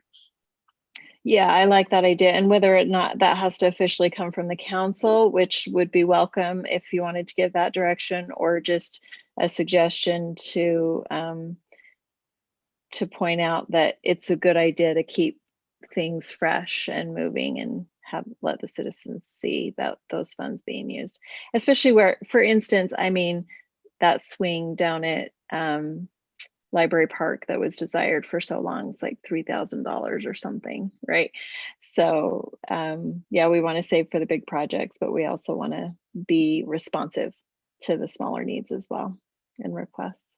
So anytime the council has any input, feedback they hear, thoughts on what the priorities are from your perspective, from citizens' perspective that you're hearing from, pass it along to me. I'll pass it along to Parks Committee, because I think we'll really start diving into refreshing that prioritization list. Thank you. Thank you, Councilman Fillmore. All right, item number 11, Mayor's Report. Okay, so this is where I need your help, okay? So I've had some meeting with, we're selecting a new auditor, potentially new auditor at the Wasatch Integrated Waste Management. We are also, the COG approved the fire district stuff, but here's the big topic that's coming up all the time, both at COG and in our bi-weekly meeting on Monday afternoons with Brian Hatch from the Health Department. We're at moderate in our level in Davis County right now. The big question coming out from all the mayors is celebrations on 4th of July. It is now April 6th. I have told our 4th of July chairs, let's look at least putting together a fireworks show. But I need some direction and help because I don't want to get to where we were last year and have and not have support or have things canceled. I mean, I know there's things out of our hands that we can't control. If cases go back up, we go to a high transmission. I get that. I understand that. But I need to know further direction from you, what you would like to see. To me, a parade seems kind of difficult because that is really shoulder to shoulder, and I don't know how you space there. Plus, I think what the Bountiful not doing their Handcart Days parade, you're going to have less floats that are being built, and so you're going to have a lot less entries for it. But so ideas, support. I mean, outside of, like I said, I gave them the go ahead to check into the fireworks show and what that would cost and that type of thing. Any thoughts? Well, I think you can do a fireworks show, even if we went back into high transmission. If it was held at Community Park, you've got enough spacing where you can put everyone if you go back to high transmission. Is that likely? Nobody knows. It really depends on what the spikes are going to be once the masks come off around the country. But I think if you plot it around that as your place where you're doing it with the understanding that even if you go into a higher transmission rate, you could still space out, we could probably pull that off pretty easily. Any other thoughts? Thanks, George. I'm inclined to agree with George's thought. Not sure I'm really torn on the community park versus where we've been in the past. What about a concert? Is that something to consider? Well, I think, Bruce, it's the same issue. If you get into any sort of transmission increase, let's hope that it doesn't and that people get vaccinated to a rate where it makes sense and it's not going to happen. But if you did have a variant that kicked things back up and you've already invested the money, if for example, if you had a portable stage again, Community Park, you can put a lot of people in Community Park and still maintain a safe distance. Smith Park, just by virtue of its geographical boundaries, you are stepping over people by the time you get to any reasonable level of crowd. So I think we'd be at more risk of not being able to hold an event. I think it would be, I don't know, Brian Hatch is a pretty reasonable guy, but you'd have to negotiate with the county health officials on what your spacing plan was. And I'm not sure that they would be as inclined if we put something in Smith Park this year. And see, I totally disagree, because with Smith Park, you've got different areas where the people are. You have the school where you have people all over on the one side of the school. You have the park, and then you have the city building. So you don't have everybody crushed right into one area. And then you'll find here that you've got cars parked up at the church. You've got cars parked down at Walmart. I mean, that's what the fire chief said the last time, is there are so many areas, but over at Community Park, there's really not a lot of area where you can park to see them. And then you've got the crowds trying to get in and out. I still don't think the one road just letting in and out, and you're going to have people running across the frontage road in the dark. So I'm totally against Community Park. I just don't see how I just don't see how traffic is going to work over there. And I think you're taking away a tradition that's been in Centerville for a lot of years. But I think over here, you've got a lot different. I mean, you can park down in Walmart, you can park at the bank, you can park at Dick's, you can park at the church. You don't have that over at Community Park. To me, Robin, it's not the parking issue. It's the, do you put the entire event at risk if your transmission rate changes? But that's what I'm saying, is they park there in their cars and they watch the fireworks. They watch from where their cars are. They So- watch that, so you don't have to get out and go into the park with all the people.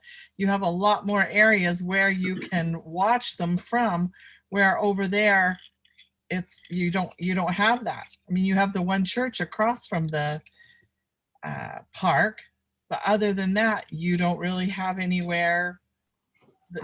Where here you've got people, I mean, if you come over here during the fireworks, you'll see the church parking lots full. You'll see people parked up and down on Parish Lane. You see people at the school, at the park, at the thing. So to me, you're spreading them out a lot better over here, but that's my own opinion. I So don't. Go ahead, Councilwoman. I was just going to say, I don't disagree with your points, Robin, other than what you also see besides all those parking lots full is, inch to inch blankets of families of people. I mean, it is just, the tradition is that we pack that place as full as humanly possible with people. And so it would be more difficult mentally to set an expectation. And so I don't know the numbers of the square feet of lawn in one place versus another. I think it would maybe take a more technical analysis than what we're going to do tonight.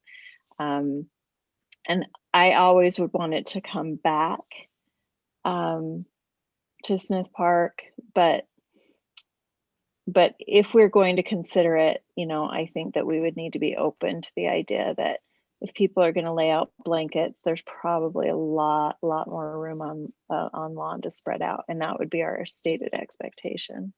See, with me, I wouldn't want to go there and be in that crowd, but I would park at a church. I would park down at Walmart with my family. I would park up above 4th East and watch it. So you're taking all of that opportunity for people to come away. Well, Robin, I will fully admit I'm working off an assumption. Maybe this is something we can ask Brent to take back to our county health officials and say, okay, here's what this looks like. Where's the, and not a verbal, we need a written plan from the county as to what they expect us to do. Because if we're investing in this, which it is money, it's not a trivial amount of money to put on a fireworks show, that we have 100% assurance we can pull this off, and that the county will support us. I don't want to do something where we get something arbitrary from the county and we're telling people, yeah, if you live around the park, great, watch the fireworks, and have our police department spending their time turning people away from the location because the county health department has potentially shut us down. And I think it's fair, Brant, to ask them that specific question and show them those 2 land forms and say, what do you want us to do? I think one of the things we need to remember is that although there's a lot of space once you're at Community Park, there's going to be no social distancing getting from the limited parking to the distant blankets. And you can't tell me people are going to come 5 hours or something in advance and lay out their blankets so that they can be distant from people as they're walking from their cars. It's not going to happen. So this is what we're going to do. Okay. We had no celebration last year.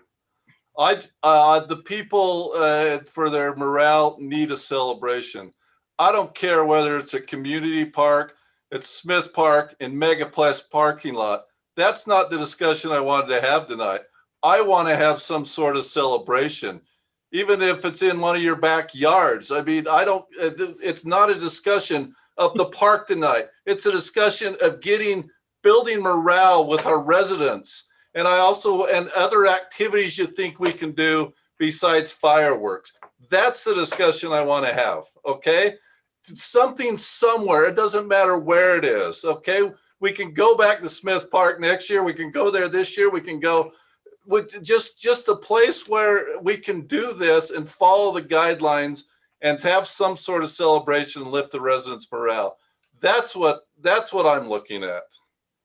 I'll tell you what happened. The fireworks. I'll tell you what happened in my neck of the woods last year. There was a parade.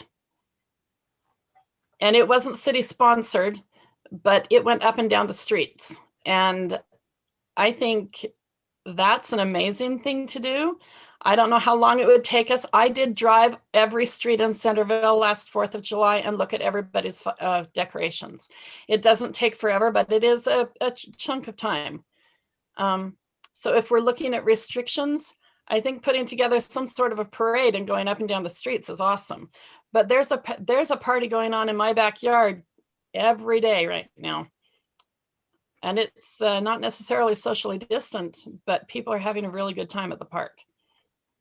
And I'm glad, and we have that open, and we can do that. Obviously, I think that it's wise and prudent in planning a activity that the city's putting on, that we're following the county guidelines.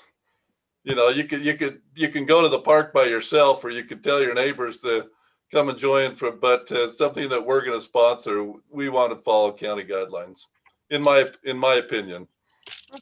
And I'm right there with you, Mayor. What I want to have an assurance from the county that given a variety of scenarios, we could still make something happen. I think it'd be more disappointing to promote, spend money, have an event, and then have to cancel it because guidelines, we can't find a way to make it work inside the guidelines that are there. And I think it's a fair ask of the county health department to give us direction. It is. So Brandon and I will go to get on a conference call with Brian and maybe run some options by him as well too. The contact is Rochelle, is actually who I've pointed CenterPoint and other organizations to. She will actually come out and do a site visit and tell you exactly what their expectations are from the county. So thank you, Brett. Thank you. Happy to have that conversation with Rochelle. That'd be great. Thank you. And if you talk to Brian, please tell him what an amazing job he's done on the vaccinations. We will. My 2 cents for what it's worth is that we ought to push anything that we can. And maybe Stephanie's idea for an impromptu parade, in other words, a parade without bands and floats, makes a lot of sense, and we ought to be organizing something. And the fireworks and Bruce's thought about, do we try and resurrect the concert? I think we ought to at least try. Okay. Thank you so much. Our chair said that I'd stolen fireworks. They'd like to try and do a concert as well too. So we'll get in discussion and fast and furious, since we're less than 3 months away. All right. So the other thing that comes with that, have you and Brent talked about resuming face-to-face city council? Yes, we have. Brent, where are we at on that as far as what we had talked about? We actually have a meeting scheduled next week to do a run through with the council chambers. Our hope is the first meeting in May that would allow it to be a hybrid. It might be a little challenging, but the hope is to have a hybrid. Those that wish to participate remotely will be able to do so. Those that are interested in coming to council chambers will also be able to do so. So it's going to be a little bit of a challenge, but we have the new technology in the council chamber, so we need to get in there, play with the cameras. So we actually have a meeting scheduled on Friday of next week and start going through that process to get it ready. So one of the alternatives would be to create space at the podium by assigning two of the council members on a rotating basis to meet from home while the others are in the meeting, and just rotate those positions. There's absolutely that possibility. I've played with it was last year I showed the mayor the ability that if everybody needed to be in the council chambers, there's a way to do so. It's not ideal. We do have, in respect to our neighboring cities, our council chambers is relatively small in terms of the dais in the area. So we're really tight, but that's not a bad idea, Councilmember Ince. If that's the way we go, that would make it much easier. And that would allow at least one staff person to also be in the council chamber. Well, thank you for the trial run. Let us know how we can help there, Brent. Will do. That leads into the city manager report, item number 12. Brent? Great. Thanks, Mr. Mayor. I do have a number of items. The first item, piggybacking off the mayor's conversation about the 4th of July. As of right now, we have not been accepting park reservations, and we'd like to start resuming that. Jennifer's done a really good job by taking those calls and putting them on a wait list. But I'd like possibly of allowing reservations to go forward with again, meeting with Rochelle, having a conversation with her and what the expectations are from the county. We do have a number of people on the wait list. And so I just wanted to get the thoughts from council. If you're okay, if we coordinate with the county that we start resuming park reservations for the year. Is that okay? That sounds I believe so. Okay. So Jennifer, if you can run with that, we'll get with Rochelle and have a conversation, see what our expectations are so we don't violate anything from the county, any guidelines. Second item I have is, and Kevin's still on here, and Jacob, congratulations to the city. Due to Kevin Campbell and Jacob Smith and Kevin's team, we were awarded $1.7 million for our 400 West project from, is it Parish to Porter? Is that where we are, Kevin? Pages Lane to Porter Lane. 400 East. 400 East, Pages Lane to Porter Lane, $1.7 million grant, which is huge. Our contribution will be a whole bunch of $120,000 for that project. So great job to Kevin and Jacob for pursuing that and putting that application together. These are called STP funds, right, Kevin? Yes, they're administered through the WFRC. And I can't remember if we've ever received. We lost you, Kevin. We lost Kevin. Your voice was kind of weird, like it was going through a microphone somewhere else. Can you hear me better now? No, you're in the cave. I think in recognition of their work, you should just let Kevin have the rest of the night off. I'm surprised he hung on. STP funds, let you know, it's pretty rare to actually have something awarded from that. We had, Kevin's off now. There wasn't a whole lot of funds available. It's a 1 in 100 chance. That's about how many apply for that. So we were fortunate to get this. The Wasatch, fortunate. Well, they like us. We've been working with them for years and years and years, and communicate with them on a regular basis, and I think it helps. I'll say this about Jacob and Kevin. When I get grant things coming through and I forward them to them, one of them always gets back to me. Thanks, Mayor. We're on top of it, but thanks for getting it to us. So they found a diamond in the rough here, and yeah, maybe 1 in 100 chance, but it was our time, and what you guys did made it in persisting. If you hadn't put in, we wouldn't have had it. So good job. Thank you. But I would like to hear a refresher of where the money is coming from and what the grant requirements were and why we feel that we got that. Well, Kevin, are you on now? Oh, he's trying to get on. He can explain a little bit better. There is a rating that they do on all the projects that are on there, and kind of the process that it works is we submit our application. They go over and see how it relates to the STP requirements. They actually do a field review with us. And STP stands for? Oh man, I've been saying it for so long. What does it stand for, Kevin? Surface Transportation Plan. Yeah, so, something like that. Yeah. And the agency is this a federal agency?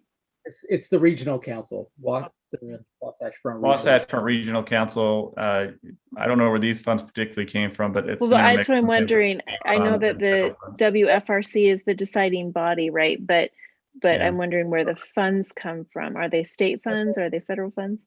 Federal. Federal. These ones are federal, and that's why it's a little more challenging. Yeah. Okay. It's from the Federal Highway Administration, I believe. Right.